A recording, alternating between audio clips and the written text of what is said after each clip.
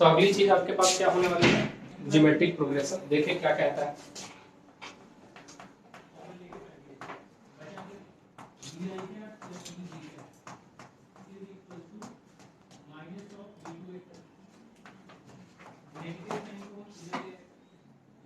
क्या कहता है कि अगर आपके पास कोई ग्रुप ऑफ नंबर है, फिर से मान लीजिए आपके पास कुछ दिया है, जैसे मान लीजिए लेट a1 दिया है, कॉमा a2 दिया है, कॉमा a3 दिया है एंड सो ऑन, यहाँ पे an दिया है। तो क्या कहता है, if a2 divided by a1 बराबर हो जाए a3 डिवाइडेड बाई a2 बराबर हो जाए a4 divided by and so on divided an divided by कितना an माइनस ए, कोई कांस्टेंट क्या हो बच्चे, तब ये किसमें कहलाएगा बच्चे, जीपी। किसमें कहलाएगा, यानी अब क्या कह रहा है कि वहां जो हमने देखा था कि हर प्रीसीडिंग टर्म जो था अपने सक्सीडिंग टर्म से एक गैप की दूरी पे था, यानी कुछ ना कुछ कांस्टेंट से डिफर हो रहा था। यहां कह रहा है कि दो टर्म का रेशियो हमेशा क्या होता है, सेम होता है। दो टर्म का क्या होता है, रेशियो। अब आप बोलोगे कि सर a2 बाई a1, नहीं, आप a1 बाई a2 ले लो, कोई दिक्कत वाली बात, बस एक में r आएगा, एक में 1 बाई r आएगा, एक में r आएगा और एक में 1 बाई। अब ये सर r क्या है, हाँ r यहां हम बोलते हैं कॉमन रेशियो, इसको, वहां कॉमन डिफरेंस था, यहाँ क्या कहलाता है, कॉमन जो r होता है, और इसकी फॉर्मूला an डिवाइड बाई कितनी हो जाएगी बच्चे, an माइनस। ये बाय डिफॉल्ट फॉर्मूला है an divide by an minus 1, यानी a2 by a1, a3 by a2, a4 by a3। तो आप बोलोगे सर a1 बाई a2 करेंगे तो क्या, a1 बाई a2 करोगे कोई दिक्कत नहीं है, उसे बस ये पता चल जाएगा कि वो जीपी में है या नहीं है, लेकिन उसको आप कॉमन रेशियो नहीं ले सकते। कॉमन रेशियो हमेशा बाद वाले टर्म को डिवाइड करना होता है उससे पहले वाले को, अदरवाइज जो उल्टा आने लगेगा। कैसा आने लगेगा, जैसे मान ले 2, 4, 8, 16, 32, ये आपका जीपी है। अब अगर 1 बाई r लोगे तो उल्टा चलने लगेगा, ये 32, 16, 8, 4, 2 ऐसे जाने लगेगा। समझ में आ रहा है। तो ये हमारे पास कॉमन रेशियो जो कांस्टेंट है। अब एक बात को समझेंगे यहाँ पे थोड़ा सा, कि यहीं से हम अब आगे की चीजें कंक्लूड करना चाह रहे हैं कि अगर यहाँ पे अब हम जनरल टर्म की बात करें, किसकी बात करें बच्चे, जनरल टर्म का मतलब समझ गए होंगे सभी लोग। अब nth टर्म की बात हो रही है, किसकी, मान लिए यहाँ फर्स्ट टर्म a है, फर्स्ट टर्म क्या लिया हमने बच्चे, a ले लिया, फर्स्ट टर्म a है, और कॉमन रेशियो जो है वो हमने r ले लिया। कॉमन रेशियो कितना ले लिया बच्चे, r। तो आपको पता है पहला टर्म a होगा, पहला टर्म, दूसरा ar होगा, दूसरा क्या होगा, सर कैसे पता चला, a2 by a1 is equal to r, तो a2 is equal to a1 r, a2 is equal to, और a1 तो a है, हाँ यार। फिर अगला टर्म जो होगा a3o ar स्क्वायर होगा, क्या होगा, समझ पा रहे हो, हम लिख नहीं रहे, समझ पा रहे हो नहीं समझ पा रहे, कैसे सर, यहाँ देख a3 is equal to a2r, और a2 कितना आया था, ar into r, ar square, हाँ है ना। उसी तरीके से a4 जो रहा होगा ar क्यूब रहा होगा, हाँ है ना। चल लिख देते हैं, फर्स्ट टर्म a1 a रहा होगा, a2 जो है वो ar रहा होगा, a3 जो है वो ar स्क्वायर रहा होगा, और a4 जो है वो ar क्यूब रहा होगा, हाँ है ना। यानी आप इसको ऐसे लिख सकते हो,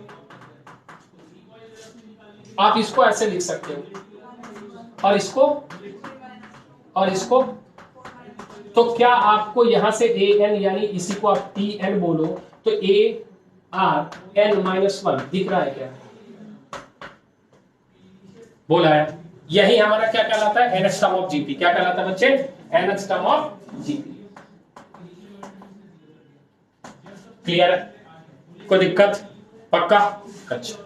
इसके बाद इसमें एक चीज और हमको पढ़ना होता है, वो भी पढ़ लेते हैं एक ही साथ, sum of n term. Sum of, ये थोड़ा सा अलग चीज है, यहाँ फॉर्मूला थोड़ा सा अलग होता है। सम ऑफ n टर्म्स का समझेंगे क्या, सम ऑफ n टर्म्स, तो ये बात क्लियर है ना कि होता क्या है, एंड इसी को हमें क्या करना है, ऐड करना, इसी को हमें क्या करना है। तो अगर सम ऑफ n टर्म्स की अगर बात करें तो हमारे पास जो फॉर्मूला आता है वो आता है Sn is equal to a rn minus 1 divided by r minus 1, या फिर a 1 minus rn divided by कितना, 1 माइनस।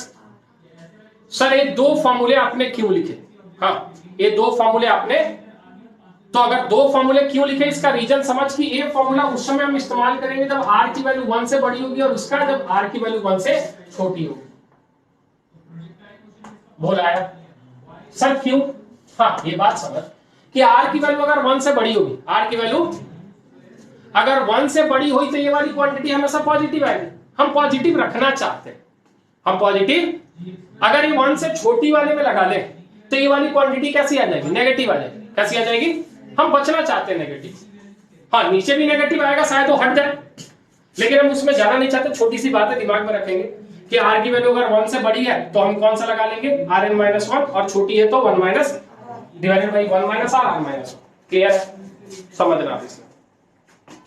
ये सारी बातें के बाद जो इसमें सबसे इंपॉर्टेंट चीज है वो अभी हम बताएंगे, वो है इनफाइनाइट जीपी। क्या है, जो हमसे ज्यादातर क्वेश्चन पूछे जाते हैं ना, वो इनफाइनाइट जीपी के पूछे जाते हैं। कैसे पूछे जाते हैं, अब वो कैसे आएगा उसकी चर्चा होगी, लेकिन पहले कुछ इंपॉर्टेंट पॉइंट जो कि हमने वहां भी पढ़े थे यहां भी पढ़ेंगे, सम इंपॉर्टेंट पॉइंट्स। अब अगर इंपॉर्टेंट पॉइंट्स की बात करें तो फिर से वही बात, पहला कि अगर मान लीजिए लेट ए comma B comma C comma D अगर किसमें है बच्चे, जीपी में, किसमें, तो ये प्लस माइनस जीपी में नहीं होगा। प्लस माइनस जीपी में तो फिर क्या होगा, जीपी में मल्टीप्लाई डिवाइड होगा, जीपी में क्या होगा, मल्टीप्लाई होगा डिवाइड और जीपी में। जैसे यानी यहां पे हम लिख सकते हैं ए के कॉमा क्या लिख सकते हैं, बी के कॉमा सी के कॉमा डी के, ए किसमें होगा, जीपी में, और ए बाई के कॉमा बी बाई के कॉमा सी बाई के कॉमा डी बाई के भी किसमें होगा, जीपी में। याद रखिए कि के कभी 0 के बराबर नहीं होगा, के कभी 0 के बराबर नहीं होगा। बोल आया, कोई दिक्कत वाली बात, क्लियर है, पक्का, ठीक है। दूसरी बात कि ये तो हमारे पास जीपी में है, और क्या बोल सकते हैं यहाँ पे, और कोई चीज, और कोई चीज जनरलाइज कर सकते हैं। ये तो जीपी में होगा, और कोई बात नहीं, नहीं दिख रहा। 3 टर्म अगर हमें मानने हो, क्या मानने हो, 3 टर्म्स अगर हमें मानने हो, तो 3 टर्म्स जो हम मानते हैं बच्चे, वो मानते हैं ए आर और ए अपॉन आर। क्या मानते हैं, ए आर और ए अपॉन। और अगर हमें 4 टर्म्स मानने हो तो हम 4 टर्म्स मानते हैं a r cube, a upon r और a upon r cube. Clear है, अच्छा। और क्या समझ सकते हैं इसमें, और क्या बातें हो सकती है। तीसरी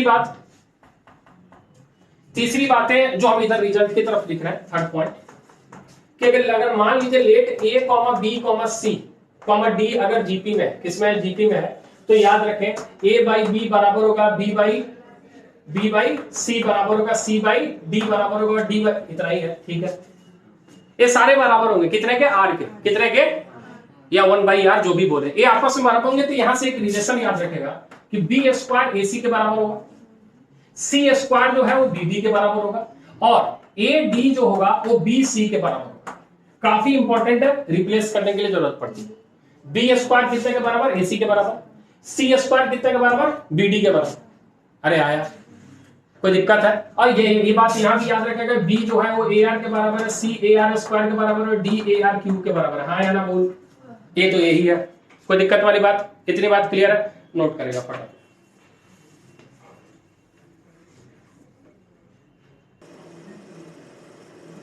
इधर तो हो गया होगा, ये वाला तो हो गया, ये लिख लिया, ये बॉक्स लिख लिया, इसमें कुछ और पॉइंट ऐड करना है।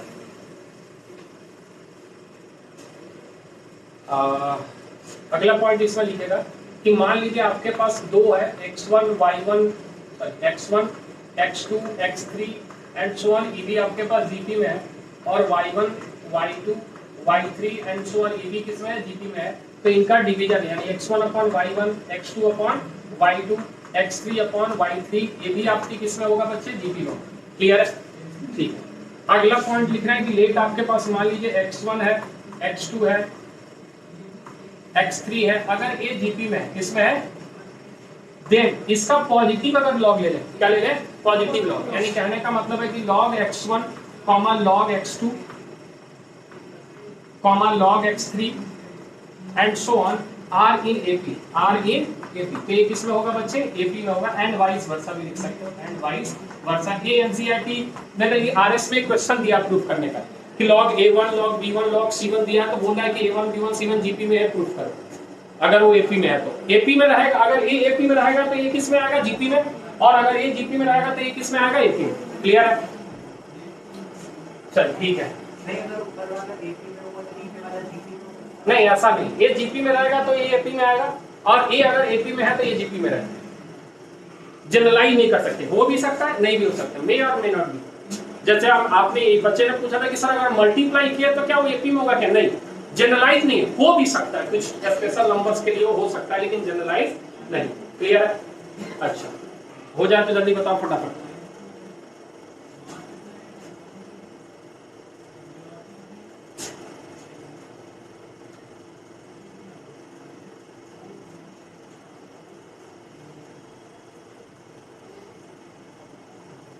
इधर वाला हो गया?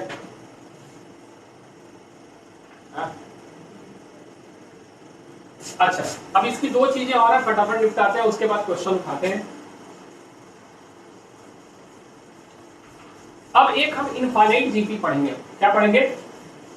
Infinite GP. लेकिन इनफाइनाइट जीपी उसी समय संभव है जब वो डिक्रीजिंग जीपी रहे। क्या रहे? अब डिक्रीजिंग जीपी क्या होता है और इंक्रीजिंग जीपी क्या होता है वो हम आपको बता देते हैं, फिर उसका हम इस्तेमाल करेंगे। यानी अगली जो चीज है वो समझ ले क्या है, इंक्रीजिंग एंड डिक्रीजिंग जीपी। अच्छा, ये बात तो सभी को समझ में आ गया होगा ना कि भैया इंक्रीजिंग और डिक्रीजिंग क्या होता है। 2 4 8 16 ये क्या है? इंक्रीजिंग है। 68 2 4 पीछे चले जाए कैसा? डिक्रीजिंग है, ये बात तो पता है। लेकिन कैसे कोई जीपी इंक्रीजिंग हो सकता है और कैसे कोई जीपी डिक्रीजिंग, किस पे डिपेंड कर रहा हो? आर। किस पे? एज वेल एज ए पे, एज वेल एज, क्योंकि ए भी पॉजिटिव नेगेटिव होगा तो खेल खराब होगा। हम वो सारे कंडीशन लिख लेते हैं कि अगर ए की वैल्यू 0 से बड़ी है यानी पॉजिटिव है और आर भी अगर 1 से बड़ा है, क्या है, तब जो जीपी मिलेगा वो इंक्रीजिंग मिलेगा। क्या मिलेगा बच्चे? क्लियर है? ए की वैल्यू अगर 0 से और आर की वैल्यू 0 से लेके 1 से बीच में, 0 से लेके, अब आप बोल रहे सर नेगेटिव क्यों नहीं? आर नेगेटिव का क्या मतलब? आर का मतलब नेगेटिव, आर की पावर -2 ऐसा, -2 कुछ होता है क्या? आर अगर नेगेटिव है कुछ है क्या? आर की वैल्यू नेगेटिव ले सकते हैं? रेशियो का भी नेगेटिव आ रहा है, आ सकता है? नहीं। अच्छा, थोड़ी देर बाद चर्चा करना, रहने अभी जो लिख रहा है वो समझ, ठीक है, रहने। ये 0 से लेके 1 के बीच में आएगा तो ये आएगा बच्चे डिक्रीजिंग जीपी। क्या आएगा? अब दो चीज और है, अगर ए 0 से छोटा हो, ए 0 से और आर 0 से बड़ा हो, तब भी ये क्या देगा बच्चे? डिक्रीजिंग। क्या देगा? डिक्रीजिंग। और लास्ट, ए भी 0 से छोटा हो जाए, आर की वैल्यू 0 से लेके किसके बीच में आ जाए, तब ये देगा इंक्रीजिंग। क्या देगा? बस इतनी बात याद रख। अभी ये बता रहे हैं कि इंक्रीजिंग डिक्रीजिंग जीपी का खेल क्या है।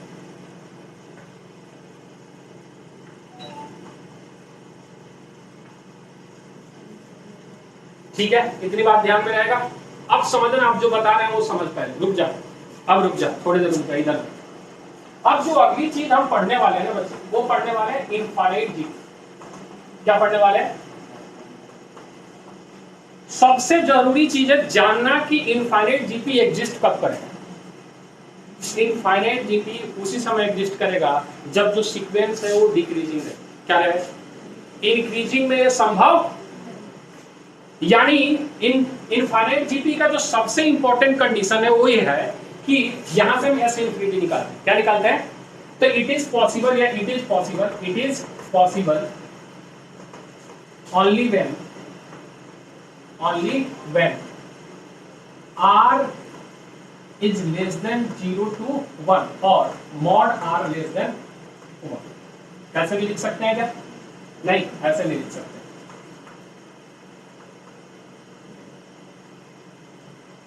जीरो से नहीं, -1 से, -1 से लेके किसके बीच में? 1 के बीच में। -1 से लेके किसके बीच में रहे? 1 के बीच में रहे, तब ये हमारा जो जीपी होता है वो क्या कहला जाता है? ये इनफाइनाइट जीपी के एग्जिस्ट करने की कंडीशन है। इनफाइनाइट जीपी के एग्जिस्ट करने का कंडीशन है। क्यों है? अब समझ, थोड़ा प्यार से रुक के, बहुत देर हो गया है तो थोड़ा दिमाग गर्म हो गया होगा, हम समझ सकते हैं कि अगर कोई इनफाइनाइट जीपी एग्जिस्ट करेगा तो उसका ये कंडीशन होगा। क्यों होगा समझना। अगर हम थोड़ी देर के लिए फॉर्मूला लिखे एसएल का, तो सभी को पता है कि आएगा ये आएगा 1 minus r and divided by 1 minus r। यही होता है फॉर्मूला, यही होता है ना। अब मुझे ये बात बता कि अगर r की वैल्यू 1 से बड़ी है, r की वैल्यू तो जब उसका पावर बढ़ाओगे तो बढ़ेगा या घटेगा? बहुत बढ़िया। अगर r की वैल्यू 1 से बड़ी हो, r की वैल्यू 1 से, तब उसकी n की वैल्यू जब आप बढ़ाओगे तो ओवरऑल वैल्यू बढ़ेगी या घटेगी? अरे ऊपर हम जो पूछ रहे हैं उससे पहले तो नीचे ऊपर है। हम बोल रहे हैं r की वैल्यू, r ओनली r अगर 1 से बड़ी है और उसके पावर को जब आप इंक्रीज करो तो वैल्यू बढ़ेगी या घटेगी? यानी वो कभी खत्म नहीं होने वाला, वो बढ़ते चला जाएगा, वो बहुत बड़ी वैल्यू आएगी, वो कोई बहुत बड़ी। लेकिन अगर r की वैल्यू 1 से लेके -1 के बीच में रहे, किसके बीच में? 1 से लेके, तब वो वैल्यू बढ़ेगी या घटेगी? सोच के बता। घटेगी। क्यों? हाँ जल्दी जल्दी, क्यों? रीजन बता। हाँ पॉइंट की कुछ पावर रखेंगे तो कम होते चली जाएगी। हाँ ये बात तो सही है। तो क्या नेगेटिव में भी ऐसा ही होगा? नेगेटिव में भी ऐसा ही होना चाहिए। ठीक है। अब इस फॉर्मूला में हम जो समझाने जा रहे हैं समझना। अब यहां से हम s इंफिनिटी लिख रहे हैं। क्या लिख रहे हैं? और s इंफिनिटी का फॉर्मूला होता है a1 - r। कितना? a divide by 1 - r। क्यों होता है वो हम आपको बता रहे हैं, आप समझ। चलिए इस फॉर्मूला को ब्रेक करें। इस फॉर्मूला को अगर ब्रेक करें तो एस एन इक्वल टू आपके पास आ रहा है a माइनस का a r n divide by 1 - r। आया ना? थोड़ा सा और ब्रेक करें तो a divide by 1 - r minus a r n divide by 1 - r। आया? नहीं आया? हाँ ठीक है। अब जैसे फॉर, यहां लिखे फॉर r बिलोंग टू -1 से लेके किसके बीच में बच्चे? जिसको हम यहाँ r mod 1 भी लिख रहे थे। ठीक है, लेस देन 1। ठीक है। ये जब वैल्यू हम बढ़ा रहे हैं उस केस में जैसे n टेंड्स टू इंफिनिटी होगा Rn टेंड्स टू 0 होगा।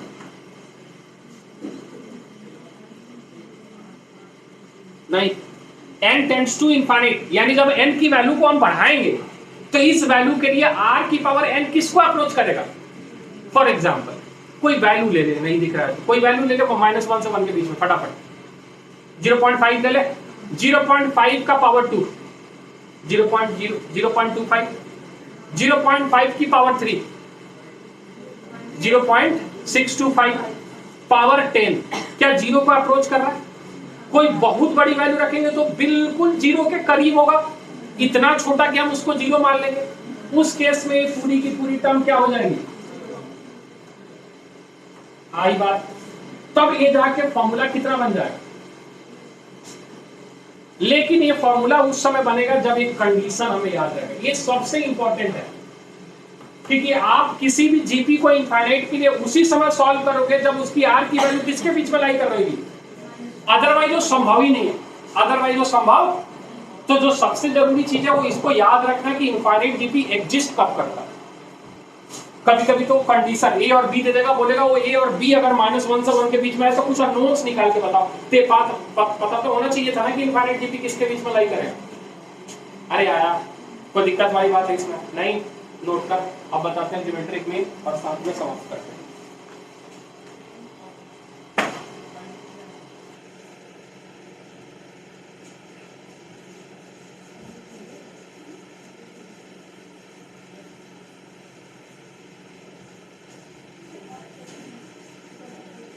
अब दो चीज इसमें और फटाफट देख लेते हैं, उसके बाद क्वेश्चन करते हैं इसमें। अगली जो चीज इसमें हम देखेंगे बच्चे, पैटर्न है बिल्कुल। अब देखेंगे ज्योमेट्रिक मीन। क्या देखेंगे बच्चे? Geometric mean. बिल्कुल उसी तरीके से लेके चलते हैं आपको। ए है, बी है और बीच में कोई नंबर हमने जी डाल दिया। क्या डाल दिया? अगर ये जीपी में है तो सभी को पता है कि जी अपॉन ए जो है,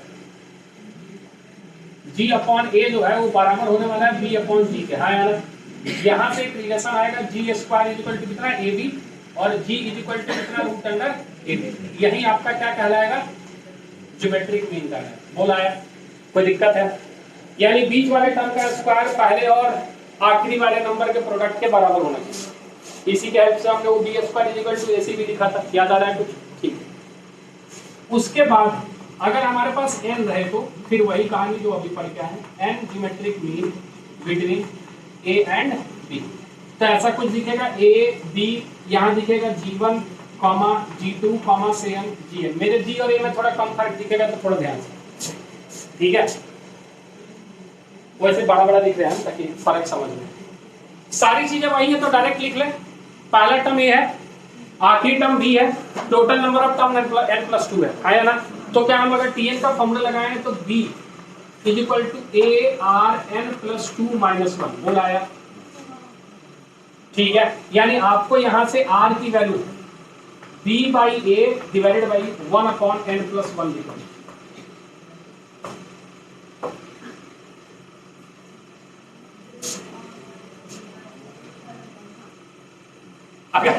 अगर एक्सपोनेंशियल पावर नहीं आता तो मुश्किल है।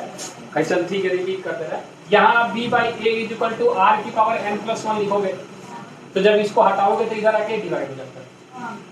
कक्षा 8वीं फिर से वही चीज, ठीक है। अब जैसे ही r दिखा, अब यहाँ से आप जीवन निकालने में सक्षम हो, आया ना। जीवन निकालने में, जीवन कितना है बच्चे, a r है, आया ना। तो a r है तो आप a r के जगह लिखोगे b upon a divide by 1/n+1, आया ना। और इस a को इस a से काट देंगे। बहुत बढ़िया, कमाल, लाजवाब, जबरदस्त। और उधर वो मान गए, हाँ सर, हाँ सर, काट देंगे सर, काट देंगे, बिल्कुल काट देंगे सर।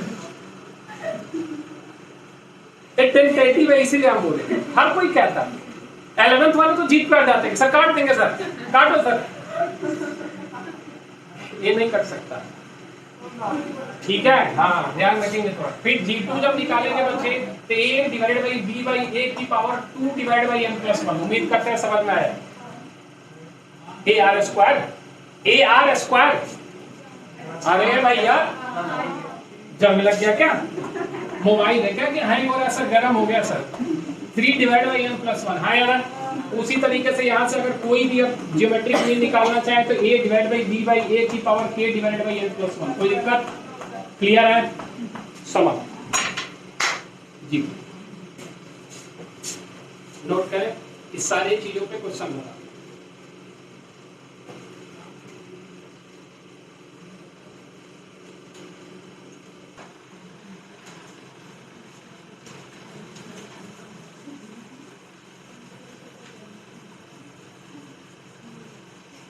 चले, क्वेश्चन को किस तरीके से डील करना है उसको देखें हम। क्वेश्चन है हमारे पास, which term of GP, which term of GP, GP आपके पास दिया है 2, उसके बाद दिया है 1, इसके बाद दिया 1/2, इसके बाद 1/4 एंड सो ऑन इज 1/128। कितना बच्चे, 1/128। फटाफट देखेंगे सभी लोग। पहले इसमें कुछ इंफॉर्मेशन हमें बता दें। ए की वैल्यू कितनी दिख रही है और डी की वैल्यू, बहुत बढ़िया, increasing decreasing, increasing decreasing, decreasing. क्या है कि ए की पॉजिटिव है, डी आपसे छोटी है, मतलब कैसा डिक्रीजिंग, आया ना वो। चल ठीक है, इसका मतलब है कि हमें पूछ रहे हैं कौन सा टर्म है। मान लेंगे nth टर्म, कौन सा टर्म, तो nth टर्म का फॉर्मूला सभी को पता है, Tn is equal to ARn minus A है B, कितना भैया 1/128 इज इक्वल टू A कितना है 2, R की वैल्यू बोला आया। कोई दिक्कत है, क्या करें, हाँ क्या करें, 2 को इधर डिवाइड कर दे। अच्छा तो 2 को डिवाइड करेंगे कितना आ जाएगा,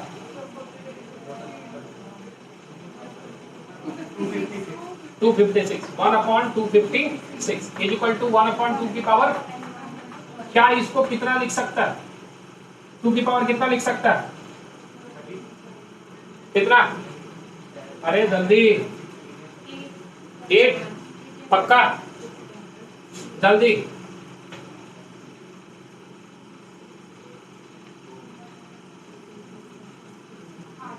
आठ लिख सकते हैं, कम से कम 10 तक तो याद रखो प्रभुओं। क्या लिख सकते हैं 8, 1/2 की पावर कितनी, तो n-1 की वैल्यू 8 है, तो n की वैल्यू,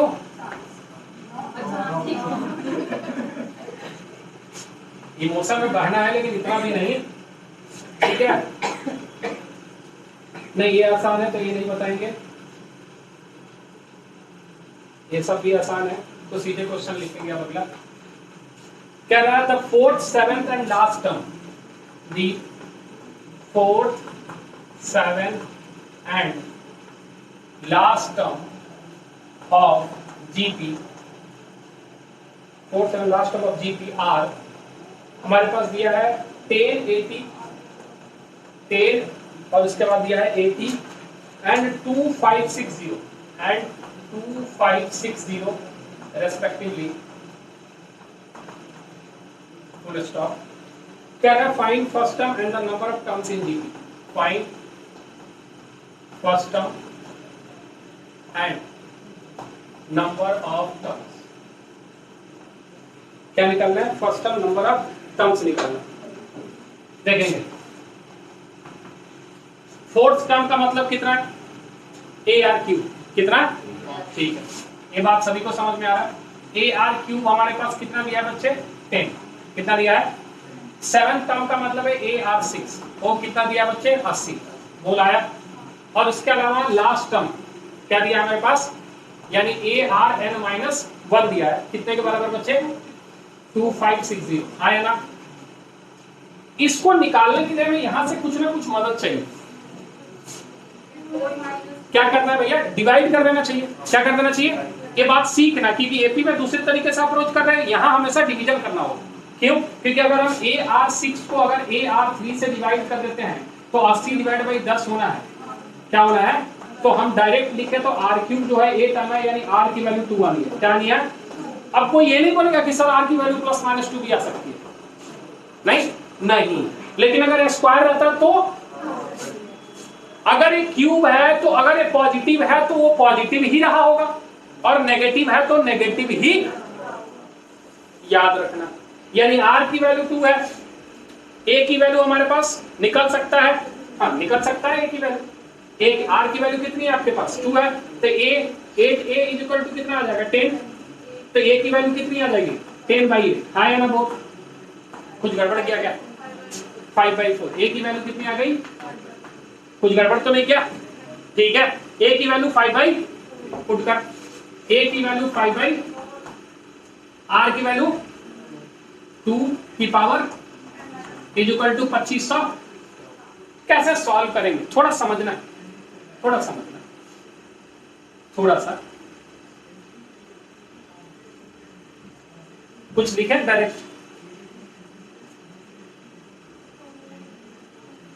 2 की power n-3 is equal to 2560 divided by 5। 4 को 2 की पावर 2 लिखा, ऊपर गया था 2 की पावर -2, बेस सेम है तो -1 -2 -3, समझ आया? यानी यहां से 25 5 एकम 5 और 5 दूना 10, आया ना? वो ठीक है, ठीक है। 2 की power n-3 is equal to 2 की पावर 1, 512 अभी निकाला था। अभी ये 256 को तुमने क्या बोला था? 8 बोला था। 256 दूना कितना होता है? 512 यानी 9, कितना? तो n-3 तुम्हारे पास 9 है, तो n की वैल्यू बोल आया। कोई दिक्कत है? हो जाएगा इस तरह क्वेश्चन, ठीक है।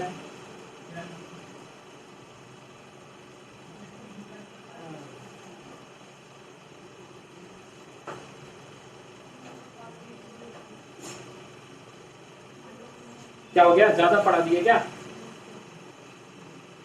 वो तो तुम लोग ऐसे लग रहे जैसे सर बहुत पढ़ लिया आज तो। बोल ही रहा है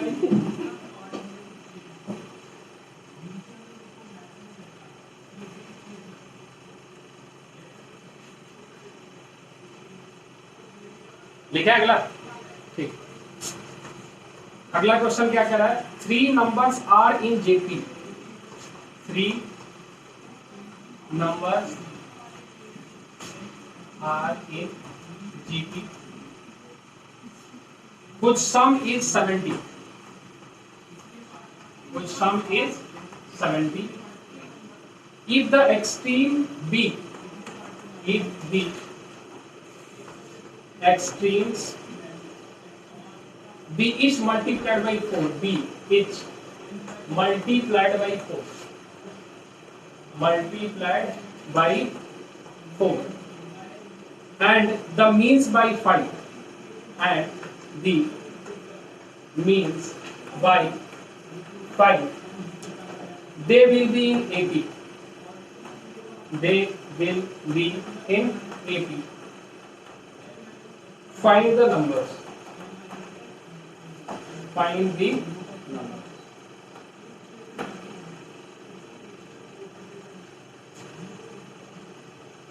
तीन नंबर जो है वो आपके किस में है? जीपी में है, जिसका सम कितना दिया है? 70 दिया है, और कह रहा है इसके जो एक्सट्रीम है उनको हम 4 से मल्टीप्लाई करें और जो मीन्स है उसको 5 से मल्टीप्लाई करें तो एपी में हो जाएंगे। तो हमें बताइए कि वो जो नंबर है वो क्या है। अब बात यहां ये है, समझेंगे इधर थोड़ा देर, कि तीन नंबर अगर जीपी में है तो क्या मान सकते हैं?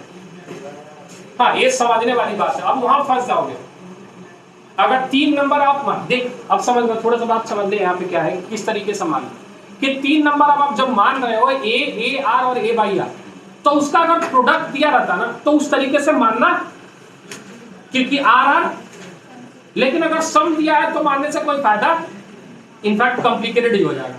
तो हम इसके तीन टर्म क्या मान लेंगे? ए आर और, तो मान लेंगे ले तीन टर्म है ए आर और, जिनका सम यानी 1 प्लस आर स्क्वायर जो है वो 70 के बराबर। ये दिया इतना, अच्छा चल इसको छोड़िए। अगले में क्या कह रहा है, किसके जो एक्सट्रीम है उसको हम 4 से मल्टीप्लाई करें। किससे? यानी एक्सट्रीम को 4 से मल्टीप्लाई कर रहा है। पहले एक्सट्रीम लिख, एक्सट्रीम जो होगा वो हो जाएगा 4a और कॉमा 4a आर स्क्वायर, हाँ या ना। और मीन्स को तुम 5 से मल्टीप्लाई करो, मीन्स को किससे? यानी 5a। तब ये किस में हो जा रहा है? एपी में। किस में? एपी का कंडीशन अभी बताया था, ट्वाइस ऑफ बीच वाला term is equal to first term plus, यानी ए होने वाला है ट्वाइस मल्टीप्लाइड बाई कितना? 5a R is equal to कितना भैया? 4a प्लस,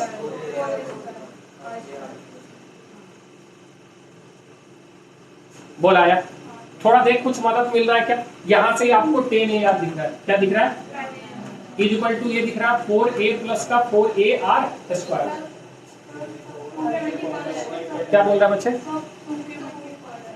2, अच्छा ए वाला कॉमन करके हटा ले, ये कहना चाह रहे हो तो आप इसको लिख सकते हो कितना बच्चे? 5a R is equal to 2a plus का 2a आर स्क्वायर, ऐसा ठीक है। आगे क्या बन रहा है? और कुछ आसान हो सकता है क्या? क्या दोनों तरफ ए हटा ले? क्या कॉमन लेना है? हाँ ठीक है, तो ए हटा ले तो चल लीजिए 5r is equal to 2 plus 2r square. आगे आगे आगे कुछ और मदद मिल रही है क्या इसमें? नहीं, और कुछ मदद मिल रहा है? कोई ऊपर से हेल्प मिल जाए? नहीं, मिल तो नहीं रहा फिलहाल। मतलब हम इस एक्सप्रेशन की तरफ जाने की कोशिश कर रहे थे जो कि नहीं मिल रहा है, हमें नहीं मिल रहा। तो क्या करें, इसको एक साइड लेके क्वाड्रेटिक इक्वेशन बना ले, कुछ और ऑप्शन दिख नहीं रहा। तो इसको अगर लिखें तो हम लिख सकते हैं 2r स्क्वायर माइनस का कितना बचे? 5r और प्लस का 2 इक्वल टू 0, 2 दूना 4, डायरेक्ट लिखते हैं कितना? अच्छा चलो अभी थोड़ा गर्म है इसलिए लिख देते हैं 2r square minus 4r minus r, ठीक है। और प्लस का कितना?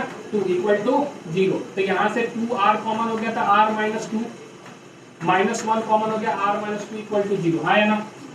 तो एक r की वैल्यू 2 दिख रही है और एक r की वैल्यू 1/2, हाँ या ना। r की वैल्यू 2 दिख रही है और r की वैल्यू, तो r की वैल्यू 2 पुट कर सकते हैं तो यहाँ से a की वैल्यू निकल जाएगी। यहाँ 2 पुट किया और यहाँ 2, ये कितना हो गया? 4 और 2 6, 1 7, 10। a की वैल्यू कितनी आ गई? यानी r की वैल्यू अगर 2 पुट किया तो a की वैल्यू, और r की वैल्यू अगर 1/2 पुट करेंगे तो चेक कर लेंगे वहां से, तो हमें नंबर मिल जाएगा। जैसे हमें नंबर मिला, मान लो a 10 मिला, क्या मिला? मिलेगा 10 कॉमा a r 20 और अगला ऑब्वियस सी बात, बाकी उल्टा होगा, है ना। तो हमारे पास 3 नंबर मिल जाएंगे, कितना?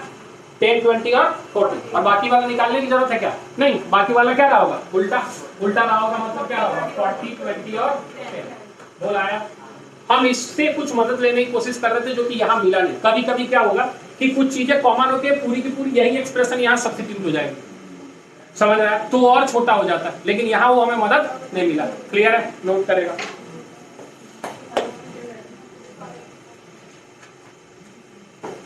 अभी इस पे थोड़े से क्वेश्चन और करने पड़ेंगे। एक सीरीज वाला आता है जिसमें 5 + 5 5 + 5 5 5 + 5 5 5 5 प्लस ऐसे आता है, वो जेई में पूछा हुआ है, लेकिन उस तरह के क्वेश्चन तो करने ही पड़ेंगे। यानी अभी इसमें थोड़े क्वेश्चन और करने पड़ेंगे, उसके बाद आपका एचपी, मतलब अगली क्लास में आपका सीक्वेंस सीरीज खत्म हो जाएगा। सीक्वेंस सीरीज भी लगभग सीरीज में तो 3 मिनट 3 ही फॉर्मूले लिखवाने हैं, उसी को तोड़ मोड़ के बाकी फॉर्मूले बनते हैं। उसके बहुत ज्यादा क्वेश्चन करने की जरूरत पड़ेगी ताकि पहचान में आए कि कहाँ पे क्या लगना है। इतनी बात क्लियर है? इसमें कोई डाउट है? चल ज्यादा हो गया, बहुत ज्यादा। चल तो आज इतना ही रखेंगे, अगली क्लास में मिलेंगे इसके कुछ और क्वेश्चन और बाकी कंसेप्ट के साथ, ठीक है? देखिए question, if fifth term of GP is, आपके पास दिया है फिफ्थ टर्म कितना? 1/3। कितना दिया बच्चे? 1/3। And ninth term is,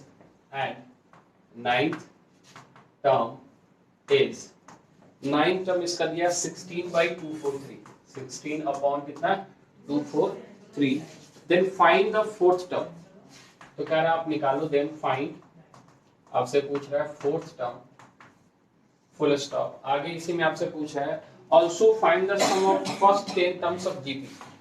also find the sum of first 10 terms. ठीक है, सिंपल सी बात है, आसान क्वेश्चन है, इस तरह क्वेश्चन तो किया ही होगा, नहीं किया गया? किया ही होगा, तो सिंपल सा देख लेते हैं, बस थोड़ा सा फॉर्मूला रिवाइज हो जाएगा, ऐसे कुछ इसमें कुछ खास कंसेप्ट है नहीं। तो हमारे पास फिफ्थ टर्म दिया है, क्या दिया है? फिफ्थ टर्म का क्या मतलब होता है बच्चे? AR4, जो कितना दिया है बच्चे? 1/3। उसके अलावा हमें और क्या दिया है? Ninth term. क्या दिया है? नाइन्थ टर्म का मतलब AR⁸ कितना दिया है? 16/243। क्या ये बात समझ में आ रही? अब अगर हमें यहाँ से फोर्थ टर्म निकालना है तो उसके लिए हमें जरूरत पड़ेगी ए की, और कैसे निकाले? ए और आर की डिवाइड करना है। किसको? बड़े वाले को छोटे वाले से कर देते हैं, यानी हम लिख देते हैं AR⁸ डिवाइड बाई कितना? AR⁸ is equal to 16/243 divide by, कोई दिक्कत है क्या? यहाँ से ए कटा, ए कट के कितने टाइम्स रह गया? तो क्या R⁴ आपको ये 3 टाइम्स आ रहा है क्या? 3 8 जा 81, यानी ये 16 अपॉन कितना दिख रहा है आपको पास? तो आपके पास क्या R की वैल्यू प्लस माइनस, चूंकि 4 है तो हम क्या लेंगे? प्लस माइनस 2 2 जा 4 2 जा 8 2 जा 16 3 3 जा 2/3। हाँ या ना बोल? नहीं आया? R की वैल्यू कितनी आ जाएगी भैया? 2/3। ये आता है नहीं आता है? ये आता है ना भैया? हाँ, 2 का पावर 4 16 होता है, 3 का पावर 4 81 होता है। हाँ भैया, आप भरोसा उठ चुका है तुम लोग। कल 3 डिजिट वाला जो इंसिडेंट है उसके बाद भरोसा उठ चुका है। तो आप दो चीजें संभव है। अब यहाँ मान लीजिए जब R की वैल्यू अगर हम 2/3 लेते हैं, क्या लेते हैं बच्चे? R की वैल्यू 2/3, तो किसी एक में से उठा ले आप यहाँ से, तो यहाँ से आप R की वैल्यू यहाँ लिख सकते हो आप 2/3 की पावर कितनी बच्चे? 4 इज इक्वल टू क्या लिख सकते हो? 1/3। तो यहाँ से A की वैल्यू तुम्हें कितनी दिख रही है? कितनी दिख रही है? 1/3 डिवाइडेड बाई 16 अपॉन, हाँ 81 होगा, सोचना क्यों है? हाँ है ना?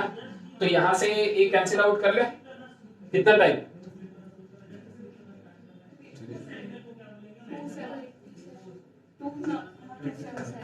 27 ऊपर चला गया तो A की वैल्यू कितने आ गई भैया? 27/16। किसी को कोई कंफ्यूजन है? A की वैल्यू कितने आ गई? 27/16। और A अगर R की वैल्यू यहीं से अगर हम क्या ले ले बच्चे? -2/3 ले, क्या ले ले? -2/, तो इसे इक्वेशन में पुट कर देंगे तो A की वैल्यू हमारे पास आने वाली है, डायरेक्ट लिख रहे हैं 1/3 डिवाइडेड बाई कितना? सेम ही आएगा क्या? ठीक है, सेम ही आ रहा है, तो चल छोड़ दे, हटा दे, फर्क बताना पड़ेगा। फिर एक ही हम निकाल रहे हैं, केवल R की पावर 2/3। अब आपको यहाँ से निकालना है कौन सा टर्म बच्चे?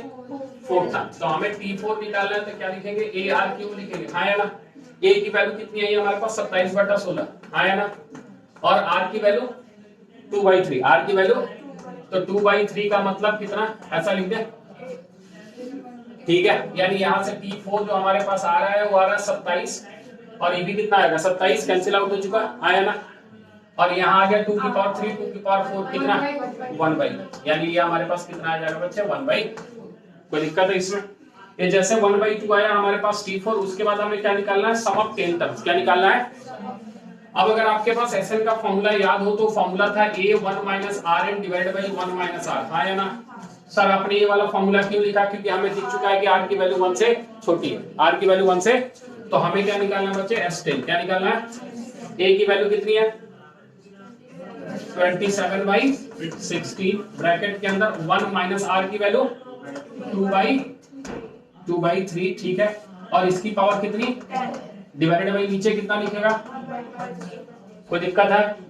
और भी हो सकता है एक दूसरा वाला, कॉमा लगा के लिख दें यहीं पे, दूसरा वाला ये वाला। ए में तो कोई फर्क, लेकिन यहाँ फर्क पड़ेगा। 1 माइनस क्या आ जाएगा भैया, 2/3 की पावर कितनी 10 डिवाइडेड बाई नीचे कितना आ जाएगा 1 - 2/3। क्या ये बात समझ पा रहे हो क्या?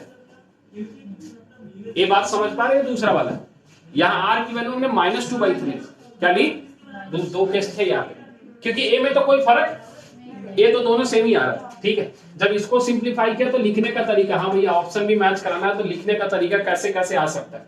27/16 छोड़ दिया ऊपर, ब्रैकेट लगाया, और अगर सभी को पसंद आ गया हो तो 3 की पावर 10 - 2 की पावर 10 डिवाइडेड बाई 3 की पावर 10। उम्मीद करते हैं समझ आया। 3 की पावर 10 - 2 की पावर 10 डिवाइडेड बाई 3 का पावर 10, और एलसीएम लिया तो 3 कितना आ गया 1/, ठीक है।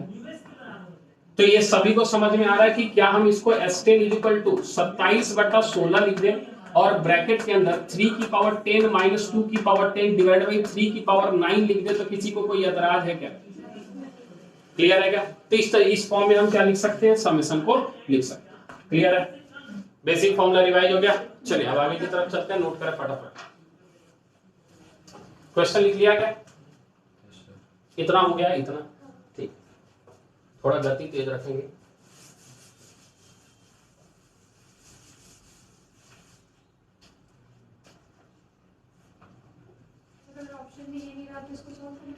हाँ नहीं, ये नहीं, ऐसा ही रहेगा, इतना दुश्मन नहीं बैठा। ये आपसे पावर 4 5 तक सॉल्व करवाता है, मैक्सिमम 6 तक। जब वो 2 3 रहे तब भी, 5 रहे तो ठीक है, 5 6 पावर तक चला जा सकता है। अब वो आपको 7 का पावर 10 निकालने को नहीं बोलेगा, पीएमसी में भी नहीं बोलता, क्योंकि उसका भी आंसर पावर में ही आता है, या मतलब फैक्टोरियल में आता है, सॉरी पावर में बोले, किस में आता है? तो वो आपसे खूब सॉल्व कराएगा तो 7 फैक्टोरियल 8 फैक्टोरियल तब भी सॉल्व कराता है। अब कहीं 13 फैक्टोरियल आ रहा है आंसर में, तो 13 फैक्टोरियल आपसे सॉल्व नहीं करवाएगा। समझ पा रहे हैं? ठीक है, क्वेश्चन लिखेंगे। अगला है, how many terms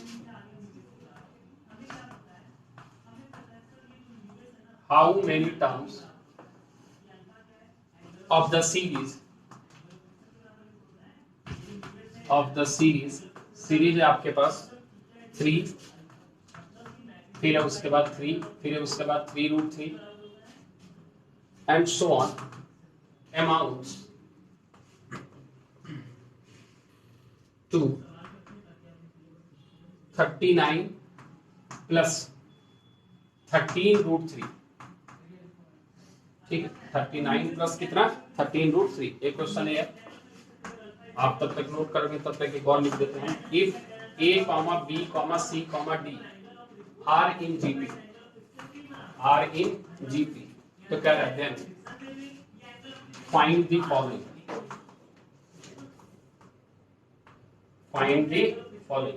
part 1 B - C का whole square plus C - A का whole square plus B - B का होल स्क्वायर। इसका ऑप्शन ए जो है वो है A - B का होल स्क्वायर, ऑप्शन बी जो है वो है A - B का होल स्क्वायर, ऑप्शन सी जो है वो है C - D का होल स्क्वायर, और ऑप्शन डी जो है वो है नन ऑफ दी। इसी में दूसरा क्वेश्चन एक दे दिया आपसे, ए स्क्वायर माइनस बी स्क्वायर और इसको मल्टीप्लाई कर दिया सी स्क्वायर माइनस डी स्क्वायर से, और इसके जो ऑप्शंस दिए हैं वो लिख देते हैं हम आपके लिए। इसके पहले ऑप्शन दिए हैं A square minus B square का होल स्क्वायर, ऑप्शन बी जो दिया है B square minus C square का होल स्क्वायर, ऑप्शन सी दिया है B square minus D square का होल स्क्वायर, और ऑप्शन डी जो दिया है वो दिया है ए माइनस डी का होल स्क्वायर।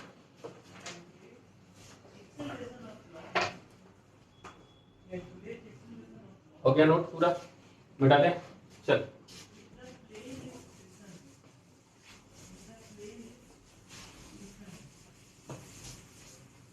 क्या लगता है पहले वाले में आसान है? पहला वाला तो आसान दिख रहा है। कह रहा है कि इसका सम दिया हुआ है। अमाउंट्स का मतलब क्या होता है? सम दिया हुआ है। हाँ देखना, कह रहा है कि how many terms of the series, अभी आपके पास इतना दिया है। अमाउंट्स का मतलब क्या होता है? बस यहाँ यही समझ सकते हैं कि ये क्या nth टर्म है या सम है? सम है। अमाउंट्स का अमाउंट कब निकल के आता है? जब हम सारी चीजों को एक साथ रखते हैं। बात समझ में आ रहा है? यानी ये SN दिया, क्या दिया है? SN कितना दिया बच्चे? 39 प्लस कितना दिया है? 13√3। अच्छा, अब अगर इस सीक्वेंस को ध्यान से देखें तो ये जीपी में है, ये बात तो उसने खुद ही बोल रखा है। खुद ही नहीं बोल रखा, सीरीज बोल रखा है। तो क्या जीपी बोल रखा है क्या? सीरीज तो एपी का भी हो सकता है, ये सीरीज है, नहीं पता कौन सा है, लेकिन हमें खुली आंखों से दिख रहा है कि जीपी है। क्या है? जिसकी कॉमन रेशियो कितनी दिख रही है आपको? √3 दिख रही है। क्या ये बात सभी को पता है? ए की वैल्यू कितनी है आपके पास? क्या ये भी सभी को दिख रहा है? तो अगर हम इस फॉर्मूले को लगा लें तो एसएन का फॉर्मूला होता है ए यानी √3 ब्रैकेट के अंदर। √3 1 से बड़ा या छोटा? बड़ा। तो क्या लगाना चाहिए? Rn minus. तो हम लिख रहे हैं √3 की पावर n -1 डिवाइड बाई नीचे क्या लिख रहा है बच्चे? √3 माइनस, और ये कितने के बराबर है? हाँ या ना बोलेगा? नहीं, इतनी बात समझ आई नहीं आई? हाँ ये बात समझ में, मिटा ले पूरा।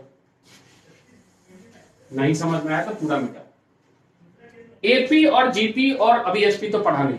क्या कंडीशन होता है किसी सीक्वेंस को एपी और जीपी चेक करने का? एपी का मतलब हो कि दो टर्म के बीच का गैप बराबर होना चाहिए। दो टर्म के बीच का क्या गैप क्या होना चाहिए? कोई दिक्कत वाली बात? अब अगर इसमें दो टर्म देखेंगे तो एक है 3 और एक है -√3। हाँ या ना बोल? और दूसरा टर्म है 3√3 और -3। क्या इस दोनों के बीच का गैप बराबर है?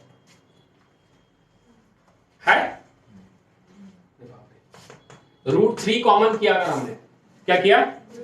तो यहां बचा √3 -1 आया। इसको अगर यहां से हम कॉमन कर रहे हैं 3, तो ये क्या बच रहा है? क्या ये दोनों सेम क्वांटिटी? नहीं, एपी तो, लेकिन ये तो बच्चों वाली चीज कर रहे हैं ना हम लोग। ये तो बच्चों वाली चीज कर रहे हैं। क्या हम ये पूछना चाह रहे हैं कि अगर 3 टर्म हमें दिख रहा है तो क्या इसका प्रोडक्ट इसका क्या इसके स्क्वायर के बराबर? अगर याद हो, अगर थोड़ा मोड़ा याद है क्या? थोड़ा मोड़ा अगर पढ़ के आया है तो, नहीं पढ़ के आया तो कोई बात नहीं। एपी का कंडीशन होता था कि इसका जो डबल है वो इस दोनों के सम के बराबर होना चाहिए। ए है 6, डबल कितना हो गया? 6। क्या वो इसके और इसके सम के बराबर है क्या? नहीं, तो एपी तो फिर बचा क्या? जीपी। बच्चों वाला काम जीपी चेक करने का क्या होता है कि भैया इसको डिवाइड कर दे इससे, सॉल्व होकर कितना आ गया? फिर इसको डिवाइड कर दे किससे? इससे, सॉल्व होकर कितना आ गया? सेम आ रहा है, यानी ये कॉमन रेशियो है। क्या है? अदरवाइज हमने बताया था कि बीच वाले का स्क्वायर जो है वो पहले और तीसरे के प्रोडक्ट के, सोच ले सोच ले, है क्या? है, ठीक है। अब ए कितना है और आर कितना है? अब मानने को तैयार हो गया? अब मानने को तैयार है? अच्छा ठीक है। एसएन इतना है। एसएन का फॉर्मूला ए, फॉर्मूले के अनुसार क्या होना चाहिए था? Rn -1। थोड़ा तोड़ के देखते हैं, रूल को तोड़ देते हैं थोड़ा। कल हमने बोला था, आज तोड़ के देखते हैं। यानी हम यहां लिख रहे हैं 1 -√3 का पावर कितना डिवाइड बाई नीचे क्या लिखेंगे? ए कितने के बराबर है? 39 प्लस कितने के? 13√3। हाँ या ना बोल? वैसे आप कोई भी फॉर्मूला लगाओ उससे कोई फर्क नहीं पड़ता, 1 माइनस आर एन लगाओ या आर एन माइनस 1 लगाओ, हमने आपको बता रखा है कि कोई खास फर्क पड़ने वाला नहीं। अब इसको कैसे सॉल्व करें, कोई बताएगा सॉल्व करने का तरीका जल्दी? हाँ जल्दी। हाँ पावर देखते क्या है ना कि हमारे हाथ पैर फूलने लगते हैं, इसीलिए हम रुक रहे हैं। हाँ ये देख के डर लगता है, सॉल्व करना मुश्किल नहीं है क्योंकि हमें देख के डर लग रहा है। अब इसको कैसे सॉल्व करें, मल्टीप्लाई आता था, अच्छा बेसिक कैलकुलेशन तो आता है ना, तो फिर डरना क्यों? क्या किया जा सकता है इसके साथ, इसको इधर ले जाकर मल्टीप्लाई किया जा सकता है, किया जा सकता है। हाँ तो करो ना, फिर ये हो जाएगा √3 ब्रैकेट के अंदर 1 माइनस √3 का पावर कितना इज इक्वल टू 39 प्लस का 13√3 मल्टीप्लाई हुआ किससे, क्या 1 माइनस √3 का पावर n जो है वो तुम्हें यहां से अगर मल्टीप्लाई करोगे तो 39, 1 से मल्टीप्लाई करोगे तो प्लस का 13√3 हाँ है ना, इसको इससे मल्टीप्लाई करोगे तो माइनस का 39√3 हाँ है ना, और इसको इससे मल्टीप्लाई करोगे तो प्लस का 39। कोई दिक्कत है? डिवाइड बाई नीचे हम √3 लिख दे तो किसी को कोई एतराज? अच्छा माइनस का 39 होना चाहिए, हाँ ठीक है माइनस का 39, ठीक है माइनस का 39 प्लस का 39, और खुली आंखों से √13 √3 कट रहा है, ऐसे कटता नहीं है बस हम काट रहे हैं ठीक है कॉमन लेके का, हाँ ऐसा मत काट देना भैया। हाँ तो यहां से ये 13 माइनस कितना दिख रहा है, ठीक है तो ये आपको कितना दिख रहा है माइनस, और इधर कितना है, क्या इसको इधर और इसको इधर लेके आना चाहिए, उल्टा रखते तो एक आता वैसे ही सिंपल पॉजिटिव ही आता, यानी आपको √3 का पावर n जो है वो कितना दिख रहा है 20 दिख रहा है क्या? हमें 27 नहीं चाहिए, हमें √3 चाहिए। पावर इक्वेट करने के लिए हमें क्या चाहिए, या अगर और आसान करना चाहते हैं तो दो रास्ते दिख रहे हैं, हम जैसे देख रहे हैं आप वैसे देख सकते हैं तो बेहतर है, नहीं देख सकते तो इसको 3 की पावर n/2 लिख दो, क्या लिख दो 3 की पावर, और इधर इसको 3 का पावर क्या लिख सकते हो, सही है, यानी n/2 की वैल्यू तुम्हें कितनी दिख रही है 3 दिख रही है, n की वैल्यू कितनी दिख रही है, बोल आया, अरे आया, कोई दिक्कत है? या अदरवाइज यही लिख देना कि 27 √3 का पावर 6 है, अगर रूट में अच्छे हो तो, क्योंकि अभी बहुत सारे बच्चों को ये भी नहीं पता होगा कि 2 को हम 2 √2 × √2 लिख सकते हैं, ये बात पता है क्या? पता है ना सभी को? हाँ 3 √3 से कट सकता है, ये बात पता है? हाँ भरोसा नहीं है, नहीं छोड़ आया मुंह करिए। हाँ चले, ये वाला समझ आया, थोड़ा जल्दी आप चलाएंगे, इस पे आएंगे, एक क्वेश्चन हम करेंगे एक आप ट्राई करोगे, बस हम आपको कंसेप्ट बताएंगे किस तरीके से अप्रोच कर सकते हैं।